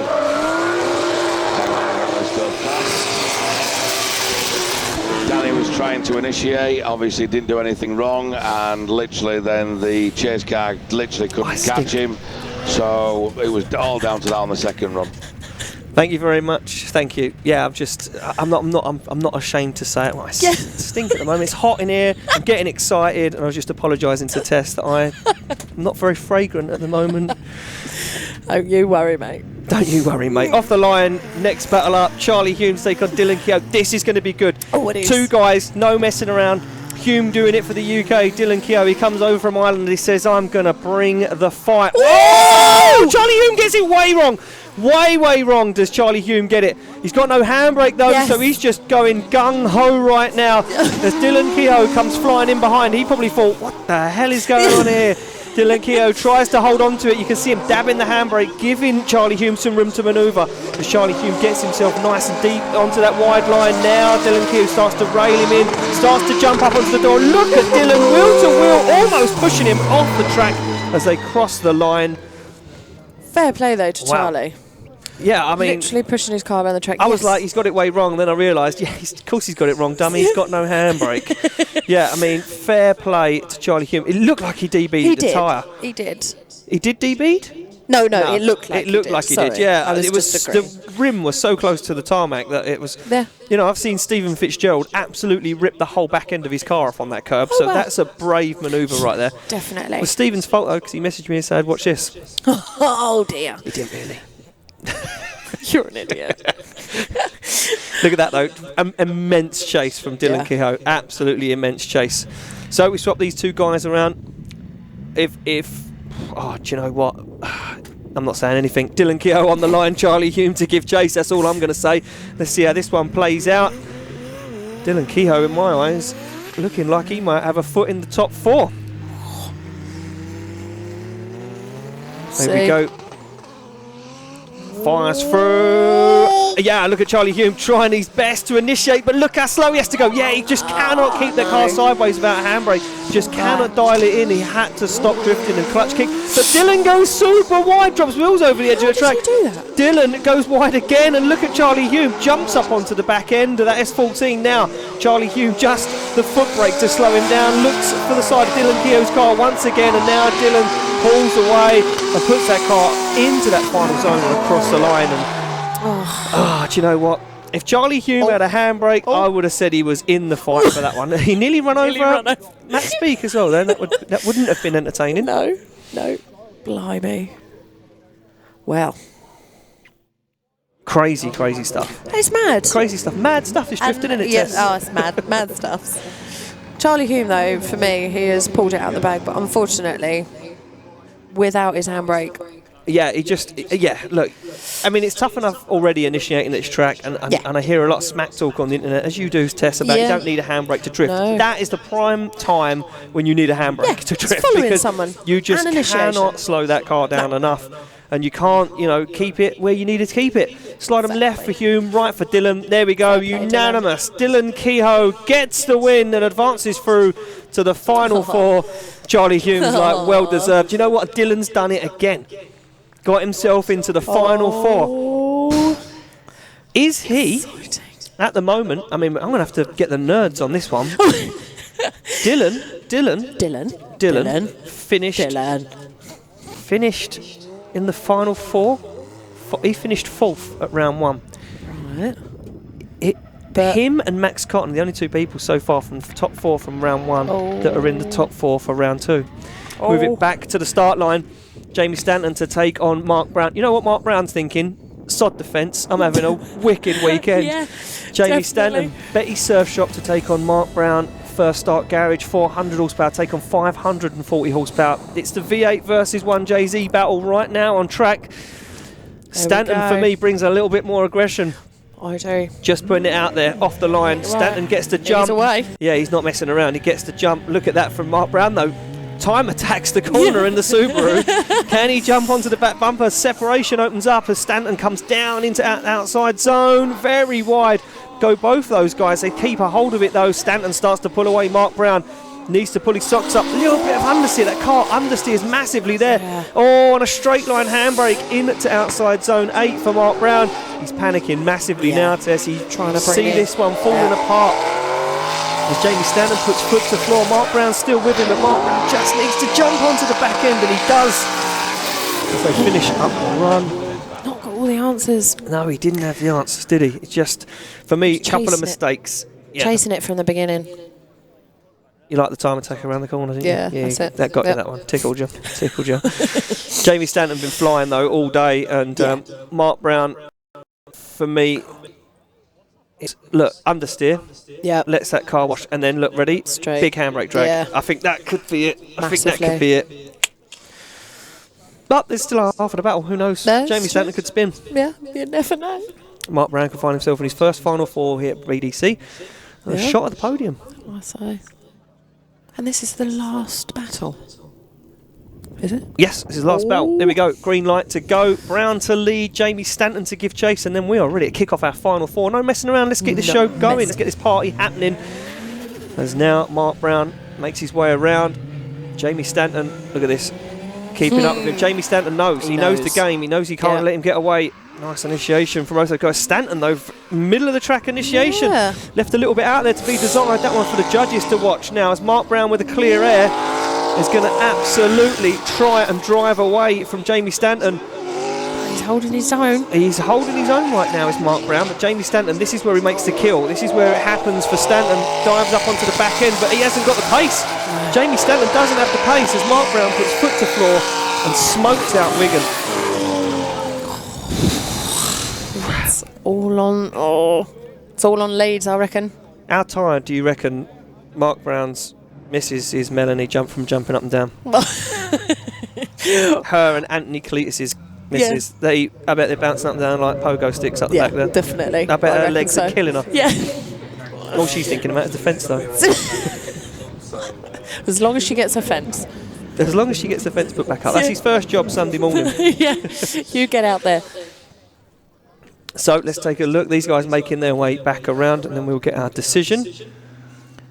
I'm a little bit unsure on this one because Jamie Stanton didn't really bring the fight. I know he's got it in him as well. I know he's got it in him. I know the car's got it in it. But there were mistakes in Mark Brown's chase. So, but, you know, did Jamie Stanton give him a lead to chase? You know, slide him left for Stanton, right for Mark Brown, Simon, Ben and Brad. Oh, and it's going to be a one more time. Gosh. Well, we're going to go to the judges. Yeah. Judges, talk to us about that one. Basically, the lead lines were very, very similar, and in the chase positions, they again basically made both errors. Diving between two, so the lead line was better on both of them at that point, but they both made the same error when they were chasing, and the proximity was very, very similar towards the end. But Mark had a little strain in the middle, so mistake. You've got to see it one more time. It wasn't clean enough. So there we go, not clean enough, Tess. And you have to see it one more time. Yeah, I mean, We fair call in my eyes. Yeah. And explained very, very clearly. Definitely, There's exactly. no way to split them, and we can't move on. No. So you are stuck listening to me and Tess talk. Hey. So Tess, we're almost finished for day one. Yeah. How's it been so far, apart from me Excitable. shouting in your ear hole for the last 5 hours? Oh, it's fine. I'll put up with you. I'll put up with you. No, it's been really good, actually. Oh, so we are going to move on. Oh, sorry. We're going to move on. Right. Oh, I mean, I don't know if I'm ready for this. I know. I mean, the nerds are forcing me into a situation. Yeah. I mean, I've got Stick poking me in the ear hole here, telling me to hurry up. Final four. This is... I mean, I said it earlier. I don't know. I think this could be the biggest battle Max Cotton's had all year. Well. Dominic Gates got his doors blown off. Well. I'm not ashamed to admit it. Dominic Gates will hold his hands up. Yep. Danny McGuire, on the other hand, surprising, has been really doing his thing. But Max Cotton, you can't unfaze the kid. You can't unfaze him. No. That's the thing. It's I amazing. don't think he's scared. I know he's not scared. He's 15. What's he got to be Well, scared about? exactly. Going to school on Monday morning, maths and science. He's not scared. No. Danny McGuire, on the other hand, you know, he's just paid quite a lot of money for that car, and you know, and he loves it dearly. So, and he's gelling with it, and he gets on with it. Yeah. He drives well. I don't know how this is going to play out. I don't. But once again, the championship kind of hangs in the balance with this one, because if McGuire takes Cotton out, Dylan Kehoe goes through. Dylan Kehoe could overturn the points that Cotton's got. Who knows where the championship will stand at the end of today? Who knows? Who knows? Well, It's we're too gonna. much for me. It's just too much. Too much information. Too many nerds with sticks. Max Cotton pulls to the line. Max Cotton pulls to the line. He is ready to do battle. Danny McGuire sits in the background. He says, well, I haven't been in this situation for a while. I haven't sat ready to face the final four, a shot at the podium, for a long time. Who knows what way this one could go. There we go. Max Cotton sits on the line, facing a big battle. Danny McGuire looking strong as ever. Here we go. Cotton gets the jump. He did. Cotton gets the jump. Look at this, Danny McGuire. Danny McGuire knows. He knows. He's seen Cotton do battle, but Cotton fires down into that outside zone. Look at Danny McGuire, though. Danny McGuire hot on the heels of the young gun, the UK's fresh superstar. Danny McGuire jumping the curbs. He's not having none of it. He's not going to let it get away. Wow! McGuire almost takes the back end off of Max Cotton's car. How did Danny McGuire just perform that transition? He stalled the car up on lock and then got back on it. Danny McGuire fires down. Max Cotton shallows up the angle, starts to pull away, but then gets reined back in by McGuire. Wow. Danny, where is Danny McGuire come from? I know. What has he had for breakfast? I don't even want to know. I don't even want to know what he had for breakfast. Oh my God. Because if everyone knows, everyone will be driving like this tomorrow, and I can't handle that. No. Look at this. Perfect initiation. Yeah, very good lead from Cotton. Yeah. Look at the chase, though. McGuire has no regard to the curbs. He's like, let's have it, let's have it. Look at this. Boom. That was jumps onto the incredible. side. A little wobble there from Cotton. Yeah, Cotton stalls up, and that makes McGuire stall up. Yeah. That's where he loses a little bit of ground. Definitely. Look at the shallow Shallows. angle. Shallows. And grips up and tries to get away. Oh, you're rubbing your I'm legs. rubbing my legs. Stop it. I'm sorry. I'm sorry, Tess. Who knows? McGuire sits in the lead position. Max Cotton to give chase. Danny McGuire now gets off the line, sucks the tyres. Steady on, lad. Jesus. McGuire smokes the tyres at the back of that car, goes for the big flick across the track. Now he says, come on then, son, let's have it. Yes. Danny McGuire puts foot to floor. Max Cotton looks for the back end of that S15, clouded out in smoke. Cotton jumps through the smoke. Shallow angle from McGuire, but Cotton is there as McGuire puts the hammer down. Now McGuire starts to pull away, but Cotton jumps once again up onto the side, trying to bring the proximity. McGuire clouds him out, shallows up, bangs the angle to the lock stops and across the line. I don't even know. I don't even know. Oh my gosh. Danny, for me, wasn't that clean. His lead line wasn't that clean. I don't know. I'm going to have to see the replay. I'm going to have to see the replay. Oh, it's so exciting.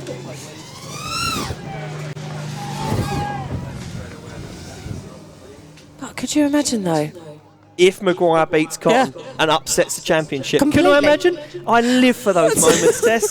That is what I dream about at night. I dream about a championship where no one knows who's going to win it because there's a new winner at every round. That's the sort of stuff I live for. Look at this. Cotton throws down a very nice lead line. McGuire gets a nice chase on. McGuire, I mean... He is all at that transition. He was very shallow. To the way Cotton was very shallow. For me, I didn't like, it upset me a little bit to say it, but I didn't like this from Cotton. Yeah. Shallow as hell. Very. Waited and waited, then he got on it. Technical driving, I get that, but... I don't Impeded know. Danny, I think. You think? You think he shut the door a little bit? Yeah. You think he didn't give him the opportunity to get proximity? I don't know. Where did McGuire put a foot wrong? Look at that chase, though. That chase through there was incredible. That's the closest we've seen anyone through there so far. Definitely. McGuire was not so wide on those two outside clipping points. That's the trouble. Then waits to get it on. He goes shallow, though, McGuire. And very shallow. Misses that outer clip. Yeah. Do you know what? Oh, gosh. Sod it. Send them one more time. Yes, sod it. Well, it's not down to us to decide, but if me and Tess had a shout at it, we would say one more time. Yeah. That was great. They sit in their cars awaiting the decision. Who is going to take it through to the final? Slide them left for Max Cotton, right for Danny McGuire. Did we just get the shout? Yeah, there we go. We've got that premature shout. Max Cotton, ladies and gentlemen, gets the winning versus through. Judges, I've got to go to you, judges. Basically, it comes down to your lead lines. Max Con had a 90-point plus lead line. Danny chased it very well, but Danny also came in at 2, and he also came in on 7 to 8 and nearly got himself caught. So we were fairly even on that. However, when Max, obviously, you turn it round, Danny's lead line is still not as good as Max's, and he actually misses clips 7 and 8 and 10. And obviously, as he comes round, Max is obviously right on his door, doesn't get caught, does exactly what we wanted him to do, hence the win goes to Max. Thank you very much, Simon. There you go. Just wanted to clarify it, because it was a very close battle. Definitely. And I wanted everyone at home to understand For it, sure. because I'm wrong 90% of the time. So on the line, Jamie Stanton to take on Mark Brown. I've had a message. It said, stuff the fences. She wants a trophy, so Amazing. Mark sorted it out. And Anthony Cletus' other half's name's Faye, so hello, Pull Faye. it out the bag. You two girls are going to be screaming your heads off in a second, because it's going to be Mark Brown to chase down Jamie Stanton. A few mistakes crept into the last one. Judges couldn't split it. This one needs to be clean. They get the green light from me. They get the thumbs up all round. Stanton knows what he needs to do. Stanton, we've seen drive a lot better than that. But Mark Brown, listen, he's inexperienced at the moment. Yeah. Mark Brown at the moment, he's thinking, I've never been here before. What am I doing? Here we go. Let's fire it down. Jamie Stanton flies in. Mark Brown, no messing around. Mark Brown knows what to do.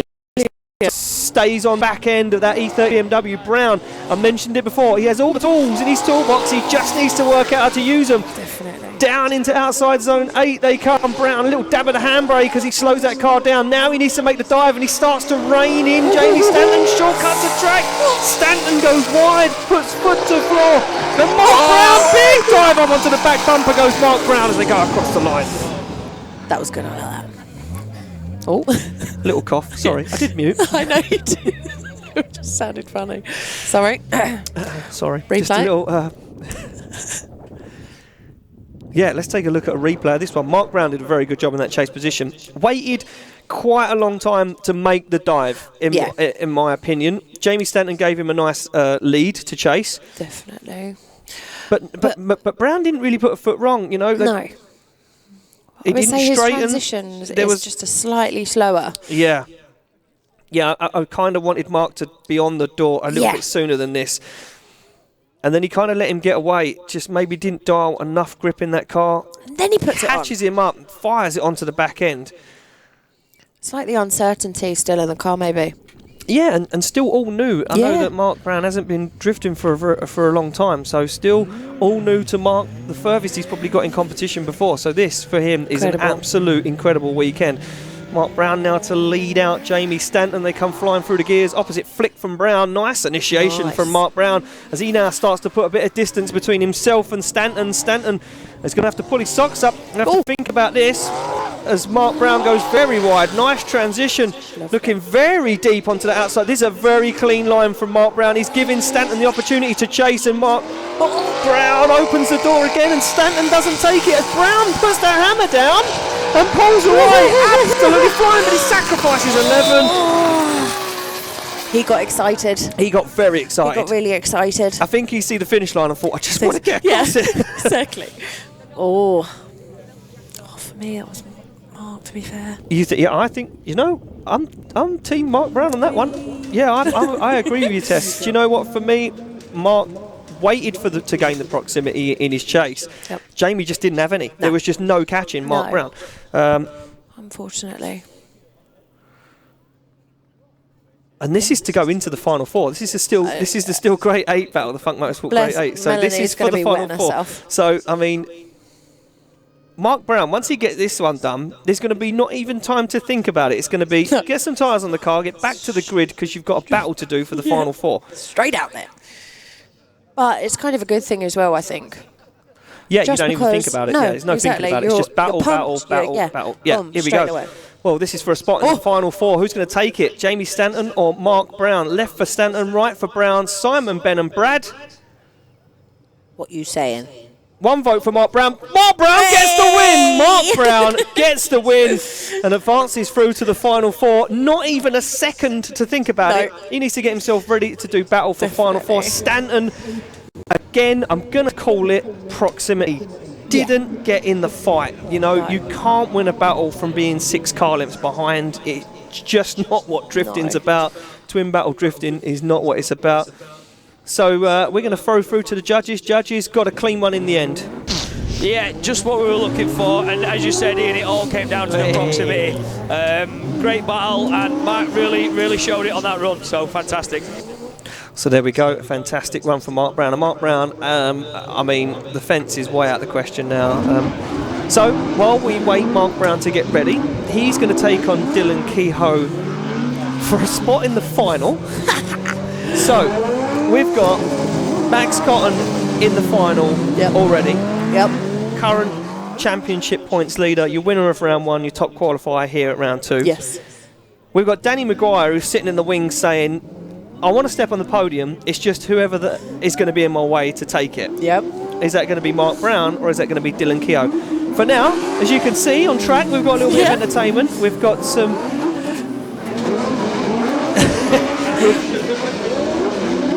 So these guys have never ever turned left. They're having a whale of a time. Oval racing cars. I really love these. Yeah, insane. So you know more about these than me because you was at Autosport doing demos and these guys were there. Yes. So tell us all about it, Tess. You having detailed a laugh? Into the motorsport. You were having a laugh. No, I'm being serious. Put me up there for it. No. You've savage. seen them before. Sequential gearbox, motorbike engines, rear-wheel drive. And they do. I think they're twin engines, some of these as well. Are they V8s? Some of them are V8s. I mean, is that Von Gittin Jr.? He was wheeling while he was drifting. Come on, Tess. Slightly wrong-shaped car, but look at that. Look at him. I mean, look, how is that not cool? Oh, that's so exciting. It's fine. Robbie Begone, you can keep your car. I want to take one of these home. I don't know how windy down the M6 it'll be, but I'll get around it, that's for sure. These lads, they're fun. And I don't know if there's any lasses driving them, but these guys are not scared. Not one little bit. So very cool. I will get some more information on these. These have kind of just been literally dropped on our plate. Sorry, Tess. we didn't. Yeah, I I don't am know. pretty clueless to these. I've heard a lot of people talk about them. Me and Tess have been doing a lot of work in the tower. I don't know if they're V8s or if they're twin engine, but that cameraman nearly just got run over. Yeah, he did. So we're savage. enjoying this. They're good fun. Camera angle is insane. Look at that. Yeah, that cameraman might die. Hopefully not. We need him tomorrow. There's a pro battle going on. Please get away from the track. That's the cameraman. They love a little drift in these corners. Look, I just love the way it picks up the front wheel. Incredible. The amount of grip that's dialed into these is just... Suspension on them though. Savage. Absolutely savage. And they're super fast, I'm going to get a load of information on these at the end of the day. So tomorrow when these guys come out, if you see them on the live stream or you're here in attendance, I'll be able to tell you exactly what that... Or if you even know, slip in the DMs and tell me, because I have no idea. Like I said, I see him at Autosport Test when I come and see you and Bagsy and Woodham doing some demos. And I honestly stood there and watched these guys and thought, that is insane. I want to go. So much fun. But no one let me ever go, so... No. Unfair. Rude. Rude. No, mate, you're right though. They are savage. I mean, and we will know all about them tomorrow. Ultimate fun. Yeah. It certainly does. Drifting in a teeny tiny little car. In a go-kart. Yeah. I mean, he's getting some serious smoke now. I mean, he's on the qualifying line. Simon Perry, is that like an 80-point run? Oh, brilliant. And not a hydro in the... Not a hydro. Charlie Hume would be impressed with these guys. Yeah, definitely. Incredible stuff. Amazing. I'm just amazed by the suspension travel and the way they handle and the way they just, And a lot of it's just weight shifting, isn't it? It's just all weight transfer. Yeah, you can see there's no handbrake. Nope. There's a little foot brake in there and just set the car up. Look at you, Matt. It's absolutely full chat. Yeah. Full chat, no messing around. Amazing. And everyone here is like, what the hell just happened? Yeah. Those guys come out, never drifted this track or even turned right before, left or whatever it is. And then he just smashed the track to bits. I mean, quite embarrassing for people like me and you. Well, yeah, just a tad.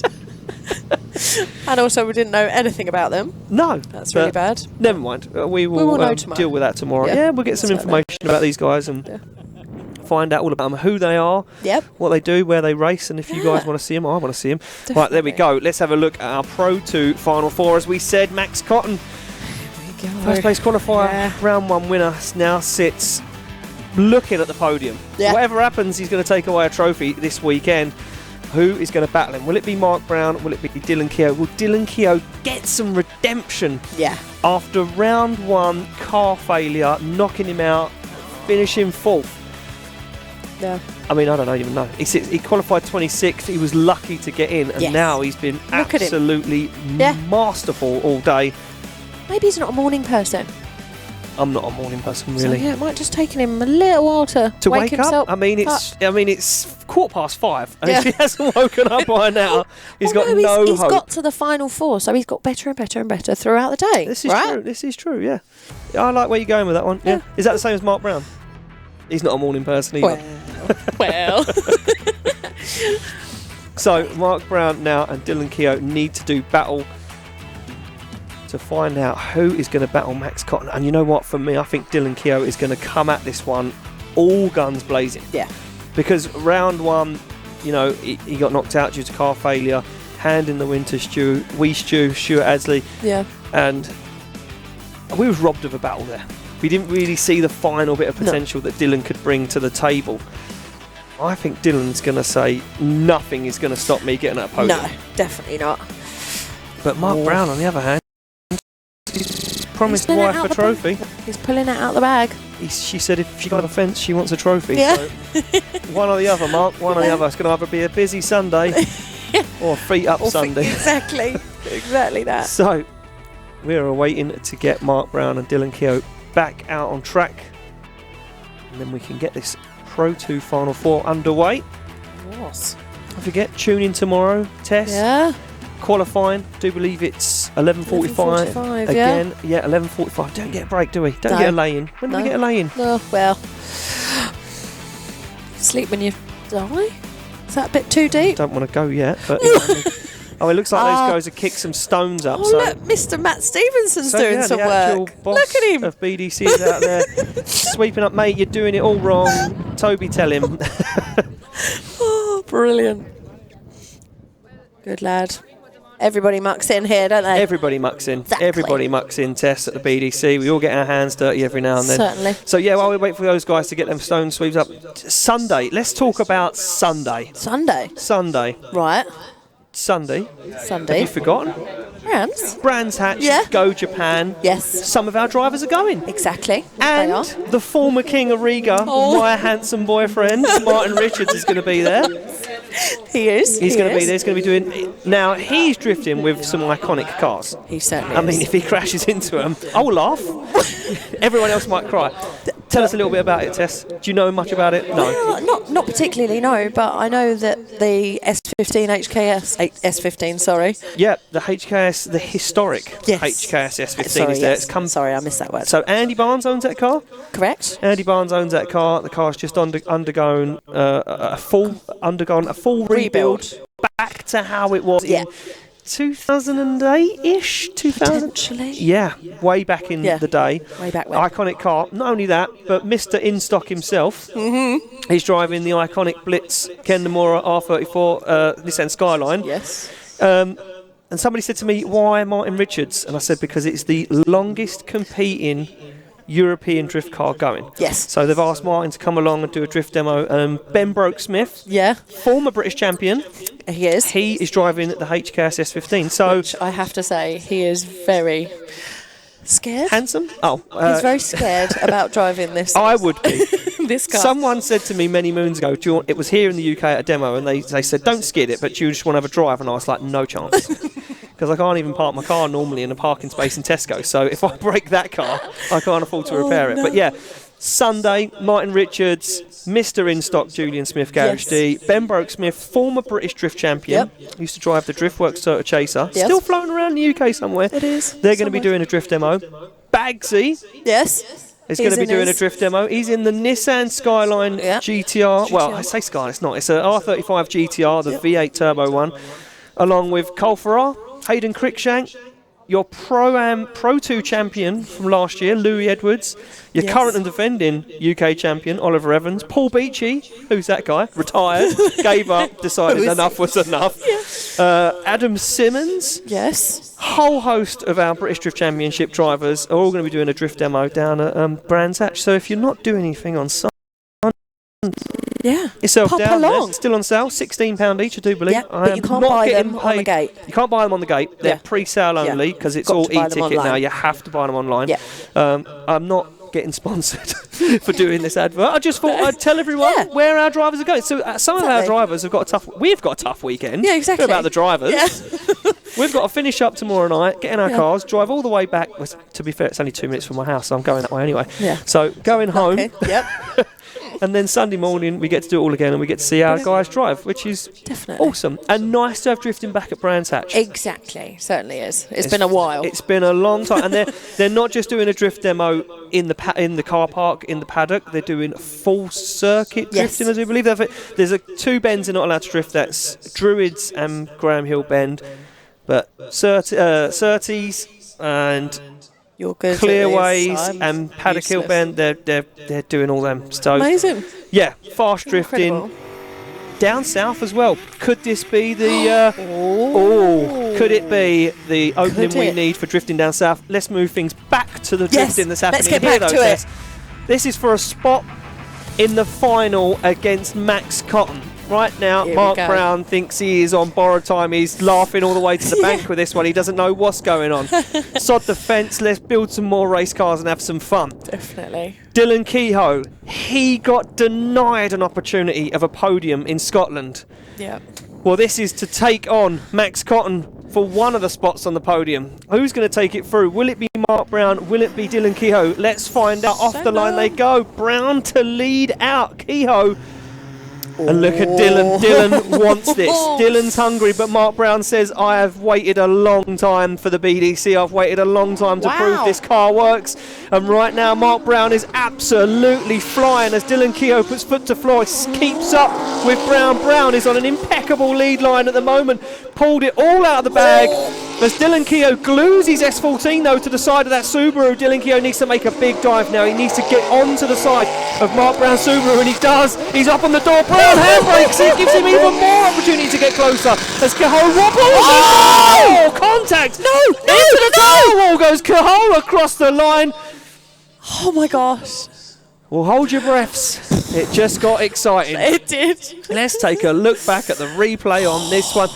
Mark Brown's lead line was absolutely spot on there. Look at this from Brown. Very, very nice job. Picked up all those front clipping points, all the rear ones. Look at this transition, absolutely perfect. Kehoe sees the opportunity. There he goes, very wide, Brown, and it opens the door for Kehoe. He jumps into it, gets on it. This is where Brown makes a small mistake. Watch this, handbrakes. Oh. That opens the door, but it pushes Kehoe up onto the curb. Yep. Brown goes wide for 11, but Brown pushes Kehoe across the track. Yeah. Oh, that's naughty. That's naughty. And he's just ruined his door. Well, he's not bothered. He's back on the line. That's the Irish fighting style. Yeah, exactly. No messing around. Good lad. Dylan Kehoe now to lead. Mark to give chase. He's great though. Dylan Kehoe's going to be angry. Mark Brown's going to think, I want a trophy, I want a trophy, I want a trophy, I want a trophy. Mark Brown just needs to think, I'm driving tomorrow with the pros. That's all he needs to think. Definitely. I get another day skidding tomorrow with the pros, with the big boys. Bless him. Has he even bought enough tyres? Knowing... Oh, so they're looking at replays at the moment. Oh. Excuse me, just had to clear my throat. That's quite all right. Mark Brown will beg, borrow and steal, and I'm sure there's plenty of Pro-Am drivers in the grid that will lend him, sell him, anything, just to see him drive. You know, look, he's had a lot of bad times with that Subaru. He's had a lot of hard work. If you follow Mark Brown on social media, you'll know that he puts in countless hours on his and his teammate Anthony Cletus's car. Yeah. And fair play, you know, very well built cars, a lot of money spent on it, and it's good to see it perform and good to see Mark gelling with it. Round one, he was like a jelly on a plate. Yeah. He was so nervous, he was shaking. He just didn't know what to do, where to go, and you know, nerves got to him. You know, if you're a Pro-Am driver, a Pro 2 driver in the UK, and you step up to BDC, it's a big move. You know, you're going against some big guys, some big names. So Brown stepped up to the plate. Right now, he just threw down the cards on the table and said to Dylan Kehoe, "What have you got? Because that's how I bring it." Here she goes. Dylan Kehoe off the line. He now needs to put down a nice lead line. And Mark Brown is not going to mess around. He knows he needs to be on the door. He's got to chase Kehoe down. They come absolutely screaming into that first clipping point. Mark Brown dials on some angle, slows himself down now as he gives Kehoe the room to manoeuvre. Kehoe pops the wheel on the curb. As Dylan Kehoe fires into outside zone. Now Dylan repays that perfect lead line back to Mark Brown and says, you need to bring the proximity. You need to get on the door. Can Mark Brown find the side of the S14? I don't think Brown's got the legs as he fires into outside zone 11 and across the line. And I think Brown was just outcast. Yeah, I think so too. Oh, real good driving from both drivers. Both lead lines were impeccable. Yeah, the lead lines were just out there. They just threw everything they had at it. And one of these guys is going to go through to the final to battle Max Cotton. The other driver will battle Danny McGuire for the third step on the podium. There we go. So Danny McGuire, you know, he's sitting in the paddock now waiting. He's probably thinking, eyeing up his opponent. Will it be Mark Brown? Will it be Dylan Kehoe? Well, we're about to find out who is going to be joining Max Cotton and who is going to be joining Danny McGuire. Slide him left for Brown, right for Dylan. 1 vote for Dylan, 2 votes for Dylan. It's unanimous. Dylan Kehoe gets the win and advances through to the final to take on Max Cotton. Amazing. Mark Brown gets one more shot at it. That means he needs to go straight back to the pits, get some fresh tyres and get ready to do it. He's not getting a break. No breaks for Mark Brown whatsoever. So Mark Brown now makes his way back. Straight round. For a shot at the podium. So Dylan Kehoe, someone sending me silly stuff. Dan Media saying through the keyhole we go. Oh no. You know, like through the keyhole. Yeah, I know exactly where you were going with that one, but that was terrible. It was terrible. It was terrible. He thinks he's funny. Yeah. Sometimes he is. Not this time. Most of the time he's not. And I know he's listening. Dan Martin Media. Let's see how Kehoe got it done. And it was just the proximity. Yeah. The proximity was the answer to that. Yeah. Because they both, as you said, Tess, they both had impeccable leads. Yeah. The leads were, apart from the little dab of the handbrake from Mark Brown in that random spot coming up to outside zone 10. He knew he needed to correct. Yeah, he had to. Yeah, look, watch this. You can see he's going to get it wrong, so he's like, I'll just give it a little dab. But is that him relying on it a bit too much? Yeah. Look at Dylan. Dylan did full bore into those tyres. Yeah. I mean, I don't know what the side of the car looked like after that. No. Did it damage it, or was it all right? I didn't see. And yeah, for me, Dylan, absolutely flying. Yeah. And Mark Brown, just no proximity. Mark Brown just couldn't really bring the fight to that one. Dylan got the jump on him, and that was it. It was all she wrote. That's it. So I think Mark Brown was just really giddy. Yeah, I would definitely be. I would be as well. I would be very, very giddy. So, there we go. Danny McGuire sits on the back of the circuit. I can hear some cars moving around. Me too.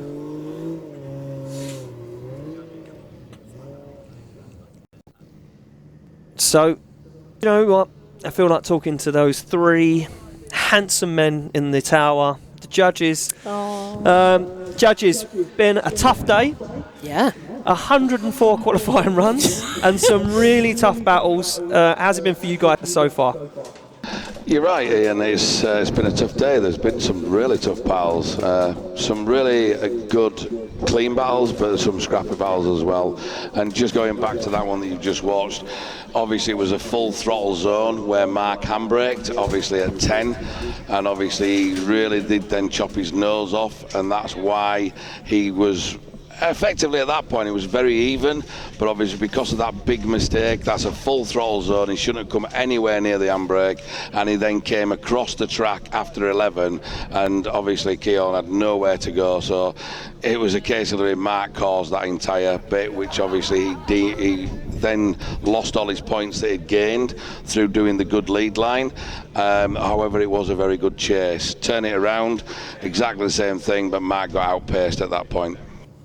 Thanks, Simon. Yeah, so just as we mentioned, Tess, outpaced and, nothing in it. No, that's it. That's it. So, the playoff, we're almost ready for the playoff. We are. And we're going to announce, we've switched it up a little bit, so we're going to announce the third place winner on track in front of you guys. So, to get that raw emotion. And our man on the ground, we haven't heard from our man on the ground today. We haven't had time. Heard. We've been so busy. Yeah, flat out. We've been so greedy.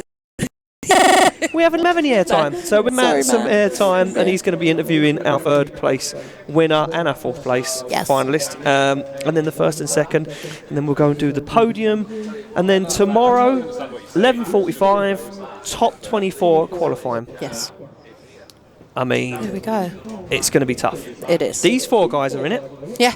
These four guys are in it. Max Cotton's in it because he's sixth in the championship, so he's definitely going to stick in it. Definitely. Dylan, he drove in it. McGuire is definitely going to go for it. Yeah. Because his teammate, Paul Cunnington, is driving in there along with Stephen Fitzgerald, so he's going to want to join the boys, have some fun with the bros. Lads. Yeah, the bros, drift bros, get out there and have some fun. Yeah. Mark Brown, I'll be very surprised if he doesn't drive in the pros, because it's just going to be an experience, Definitely. Those guys push even harder and faster than what the Pro 2s do. So, and actually it teaches you a lot more, I think. Oh, of course, I think the step up, I think from way back when I was a drifter. Oh, listen to it. You when you progress through and you move up into those classes, you kind of realise that the car will go a lot faster.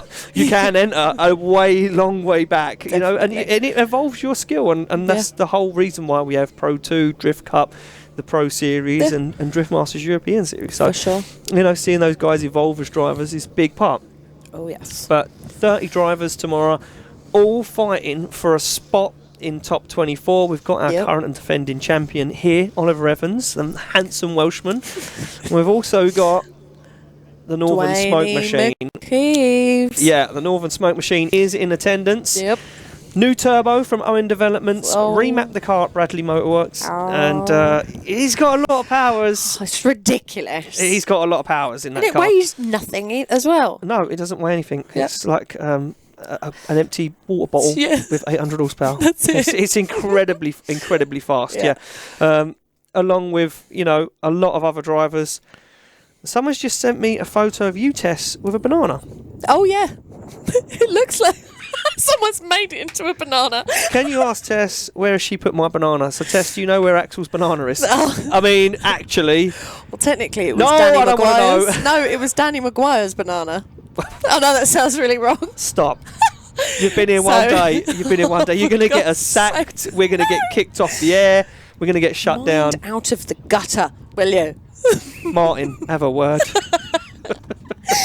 No, I need to explain myself. No, so not now. Don't you dare. Social media is the place for you and Danny McGuire's banana. No. It's wrong. It's a spoiler. It's a big Country Lab spoiler. I wondered what you were going to say then. Come on, it's a big Country Lab spoiler. Okay. That Danny McGuire has purchased, yes. Okay. And I was bringing Is it Rich Starkey's one? It is indeed. No, that's why it was yellow. That's why it's yellow. That's why it looks like a banana. Exactly. Right, got you. So. I mean, I've asked this question, so I'm getting I'm getting asked now. I mean, is Martin Richards watching? I hope so. I haven't heard from him. He might be asleep. He's to prep his car. He's He's got a big day on. He's got. But I've done half the job for him. Oh, okay. But apparently Ben Manuel is asking, when is it going to happen? When's it going to happen? Martin, when's it going to happen? When's what going to happen? When is Martin going to try and get on one knee? Try. When's it going to happen? We need a stag do. We need a stag do. You wound Bagsy up about that the other night, didn't you? Yep. Are you on me? Because I've got to move. And I mean, Bagsy's easy to wind up with that. Cause, massively. Yeah. His stag do will be a public event on Facebook. So. But yeah, we just need to know when Martin is. Is he there? He is. He's going to tell me off. I'm sorry, I was pushed into the question. I'm watching. Of course I'm watching. I was forced into the situation, Martin. I'm sorry. I'm really, really sorry. That's all I'm going to say. So, let's move it back to drifting. More serious business. We are warming up. Let's get this underway. On the line. You'd be so excited. Mark Brown Both of them chase down Danny McGuire for the third step on the podium. Yeah. This is it.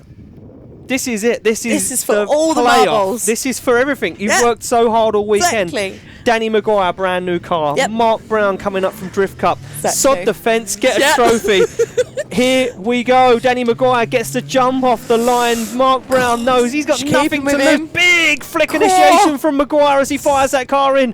Mark Brown keeps his cool though as he dials in. Starts to dial on the angle, but Danny McGuire absolutely flying. McGuire has turned it up to 100 right now. As Mark Brown just has nothing in it. McGuire has turned the dial to 100 as he puts foot to floor and absolutely blows the doors off of Mark Brown's Subaru. Wow. Mental. I mean, Mark Brown gave up. Yeah. Mark Brown literally held the white flag out and said, getting lost in that where do I even go? Lost in the smoke, the lot. Look at this big flick initiation. Look at the grip. Look at the grip. The forward bite, it pushes him away from that outer clipping point too. And the angle he's been able to dial on just shows how much grip and power they've set that car up for. Definitely. Look, he goes off the handbrake and the car just drives straight in a straight line almost. Incredible. A lot of mistakes in that run. A lot of mistakes from Danny McGuire. It's not the cleanest at all. But nevertheless, he has literally set that thing up to be a rocket ship. Definitely. I mean, did he get permission from NASA to launch that rocket or what? Because there is no need. No, it's disgusting. It's disgusting. Him and Elon Musk need to have words. Well. Right, no Mark Brown back at the line. Yeah, no, there we go. He's up the back of the grid. Now, Mark Brown shut it down. Is there an issue with that car? Hopefully not. I mean, if he stopped drifting before the finish line, this could be a 10-0 advantage to Danny McGuire. Mark Brown now sits in the lead position. McGuire to give chase. The line. Oh, Mark's got problems. Oh no. Oh man, do you know what? How is your luck? Danny? And Danny McGuire he's just doing a hero lap. He's going to go for a hero lap. Danny McGuire, ladies and gentlemen. I'm speechless. I really am. Is that really why upset, Mark Brown shut down? Is that why he shut down at the end of that run?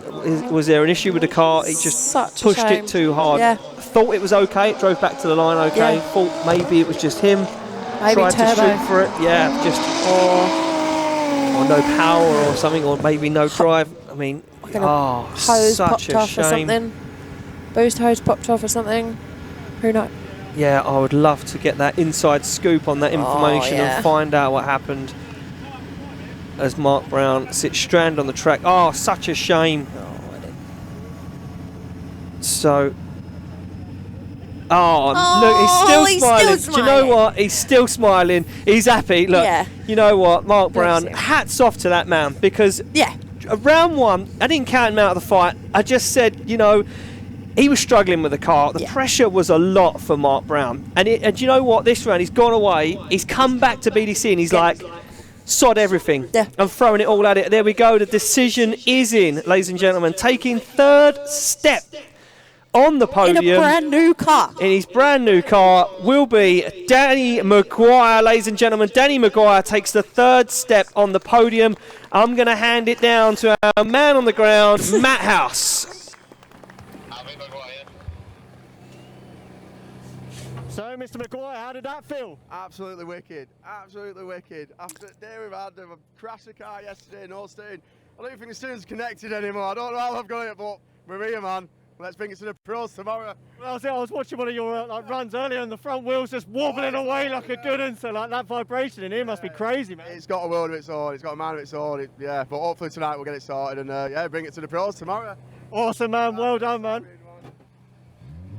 Thank you, Matt. And look at that, an absolutely over the moon Danny McGuire finds himself on the podium, third place. And steering issues, the team are going to have to stay up late tonight and do some work. And do you know what? It's worth it. Yeah, exactly. It's worth it. He crashed the car yesterday.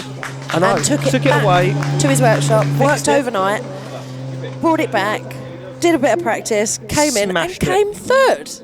Fair play. Smashed it, absolutely smashed it. What an incredible drive from Danny McGuire. Absolutely heartbroken for Mark Brown. I am, do you know what though? I want to see Mark Brown, if possible. Yeah. If possible. I mean, I'm not like forcing anything in his corner. I want to see him drive tomorrow. Yeah. In the pro category, because I think again that little bit of driving would help him out. Listen, that's done. Now. Third place is settled. Fourth place is Here done. we go. Big one.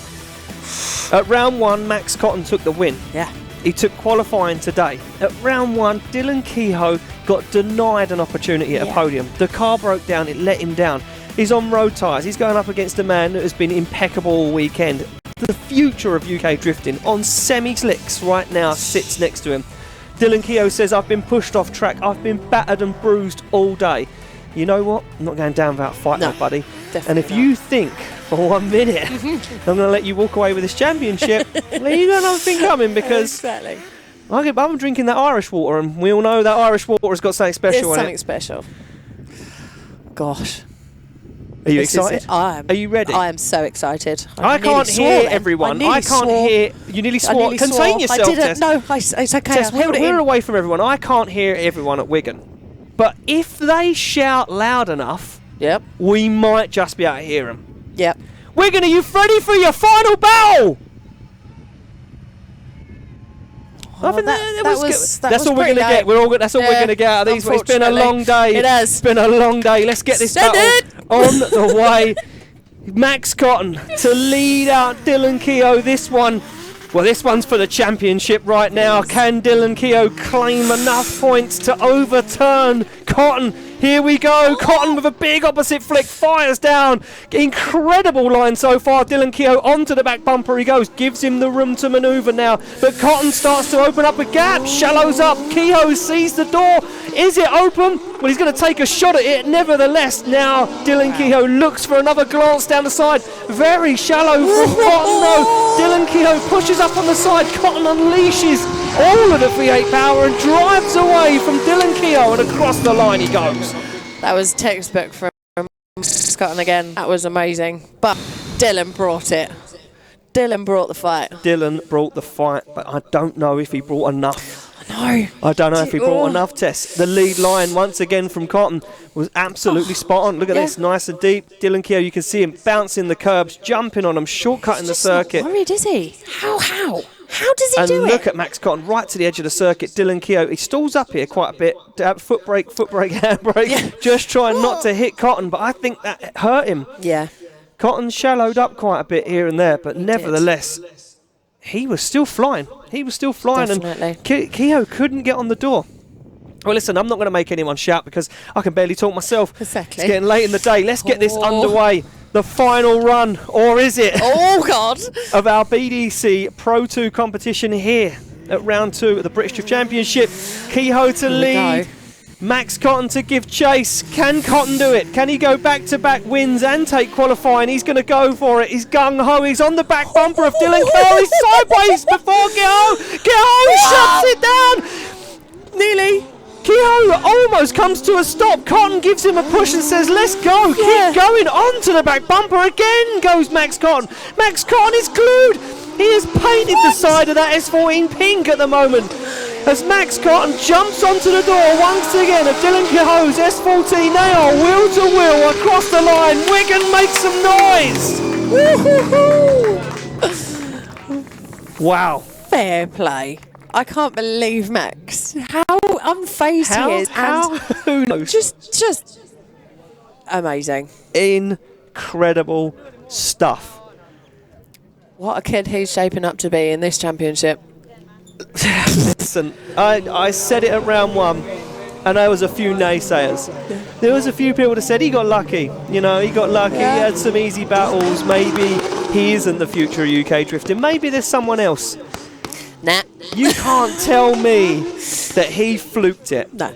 The raw talent that Max Cotton has got is incredible. Exactly. Unbelievable driving. Look at the time on the door where he's been getting battered and bruised and pushed around the track. He gives a round of applause to Dylan Kehoe. Dylan Kehoe, get out of the car, lads. He brought everything he could to it. Well, I don't know if it's a one more time test. That's the problem there. Well, who's it going to be? I'm pretty sure I know who's got it. But do the judges agree, or do they want to see it one more time? Here we go, decisions in. Slide them left for Cotton, right for Dylan Kehoe. Who's going to take it through? Who's going to be your round 2 winner of our Pro 2 competition here at BDC 2020?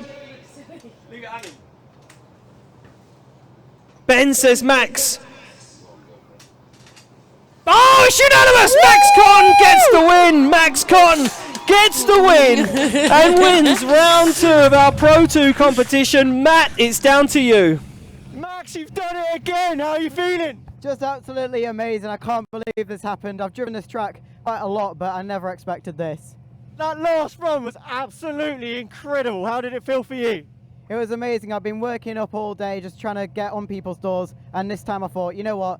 It's the final. Let's just go for it and see what happens. I was watching a couple of battles earlier, and just some of the cars obviously seem to just outpace you, which just like it's just so wrong for you. But obviously to be here in the final and obviously on the top of the podium, it must feel amazing. Yeah, we did want to get a little bit more grip in the car, but we'll see what happens. Obviously we haven't got a massive amount of power, but yeah, just trying to use my driving to make the car fast. Mate, you definitely did that. You used every single little bit of extra horsepower out of this, and you drove incredible. That was absolutely amazing, man. Well done. Thank you. Well, we'll make the important bit. Let's get you on that podium, son. So, 1 second. Well, Tess, there you go. Are. There you go. And that is it. Max Cotton takes the win. Dylan Kehoe takes second. And Danny McGuire takes third here at our Pro 2 competition, round 2. British Drift Championship 2020. First day, what was it like? First day in the new job? That's amazing. It's really amazing. good. Do you want to come back tomorrow? Yeah, I suppose I can put up with you for one more day. I mean, yeah, I'm sorry, but you have to listen to me shout and talk trash for hours on end. But you know, oh, I can sort that. It's all right. It's all right. I can do that. You can do that. So there you go, Cotton. Do you know what? he is absolutely walking away with this championship. He seems unstoppable at the moment. Yeah, I mean, he certainly does. The phones are blowing up on the desk here. Yeah, exactly. Everyone's saying, And what a drive, how incredible is Max Cotton. Exactly. He looks unstoppable. Definitely. He looks unstoppable. Wins round 1, wins round 2, 6th in the Pro Championship. He's leading the Pro 2 Championship. Yep. And he's playing again tomorrow, so who knows what's happening tomorrow? Who knows? I mean, everyone in the UK wanted a Conor Shanahan. Yeah. I'm not afraid to say it. You know, when we see Conor Shanahan come to the UK 4 or 5 years ago, we wanted a Conor Shanahan. Because, Exactly. you know, we had talent. We had the Matt Carter, we had Bagsy, we had Martin Richards, you know, we had the Huxleys, we had the big drivers, the Paul Smiths, we had the huge drivers, the big talent, but we never had a young gun. No. We never had someone that was kind of not old enough to really be driving a car, but going out there and smashing it. And you know what? It took a few years to evolve, and all of a sudden, we've been gifted this incredible driver.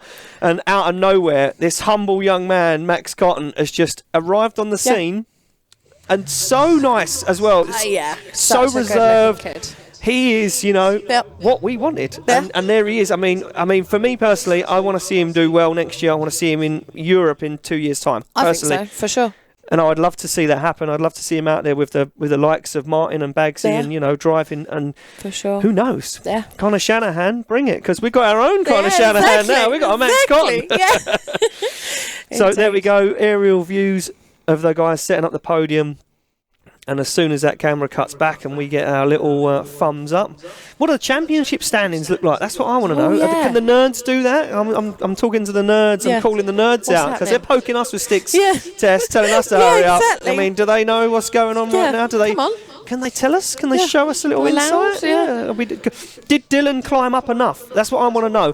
I want to know, did Dylan Kehoe in second place get enough points to climb from 4th in the championship to second? I don't know. I don't know. I know Max is obviously still way leading the championship. Where does Danny McGuire end up now? Exactly. Where does that put Danny in the championship? Kind of turns the championship upside down a little bit. So.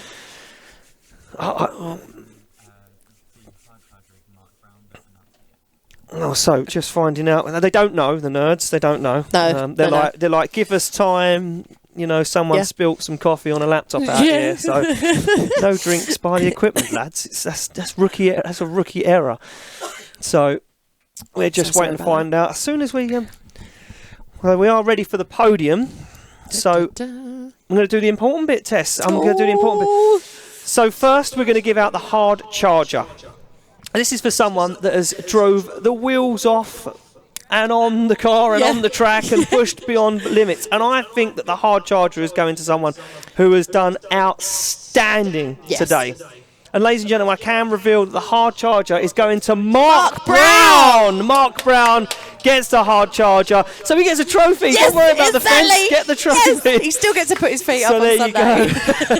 Mark Brown takes home. I do believe it's the... is it Lucas Oil? Lucas Oil. I do believe... Yeah, Lucas Oil's hard charger. There it is on screen. Not even looking. Too excited. Right in front of me, plain and simple. The Lucas Oil hard charger goes to Mark Brown. Incredible stuff. I mean, I said it earlier when he unfortunately broke down the car. From seeing him drive in Drift Cup, seeing him drive at round 1, to seeing him drive just 5 minutes ago, outstanding, the level. And I think a big shout goes to his team. I do know one of them is Anthony Cletus, the other one is Thomas Taverner, and the wives and girlfriends, Melanie and I can't remember her name. Faye, well done, Tess.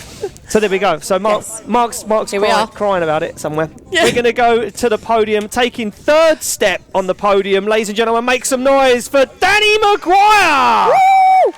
So Danny McGuire takes 3rd step on the podium. I mean, look at that. He's beaming. Yeah. You can see the grin. You can see. His teeth is shining. There we are. There's the teeth. He's so happy and rightly deserved. Incredible drive today. Taking 2nd step on the podium, Tess, is Danny Kehoe. Danny Kehoe takes 2nd step on Dylan Kehoe. I'm getting all wound up and getting all excited. It's been a long day. Dylan Kehoe takes 2nd step on the podium. And that means that your round 2 Pro 2 winner is, of course, Max Cotton. Woo! So there you go, ladies and gentlemen. Max Cotton takes the win. Dylan Kehoe takes 2nd place. And Danny McGuire takes 3rd step on the podium. Gentlemen, enjoy that podium. Spray that champagne. Amazing. And we are no doubt going to see these guys tomorrow in our pro competition. Well, Tess, my voice needs 5 minutes to recover. Definitely. Thank you ever so much for having me. Thanks Ian. for joining me. Much. Work with me. I already. Jeez. Thank you so much. Maybe I'll let you back tomorrow. Thank you. Ladies and gentlemen, from me and Tess and everyone here at the British Drift Championship, thank you for joining us. We will see you tomorrow, 11:45 for pro qualifying. Goodbye. Bye-bye.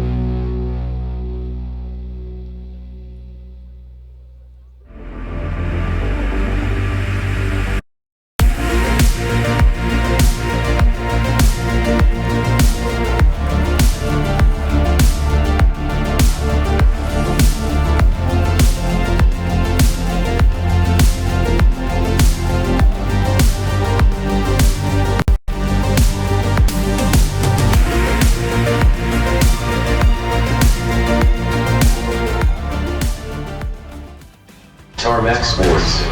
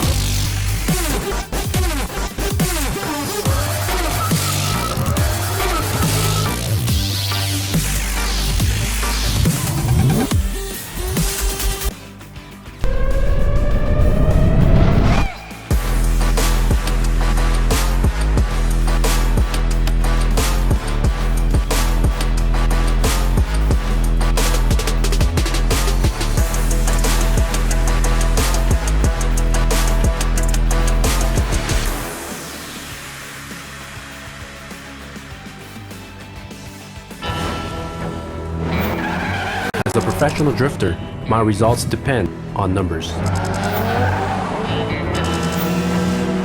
And making all this add up is one product, Lucas Octane Booster.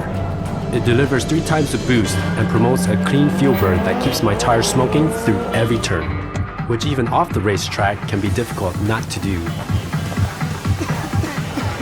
Depend on Lucas Octane Booster.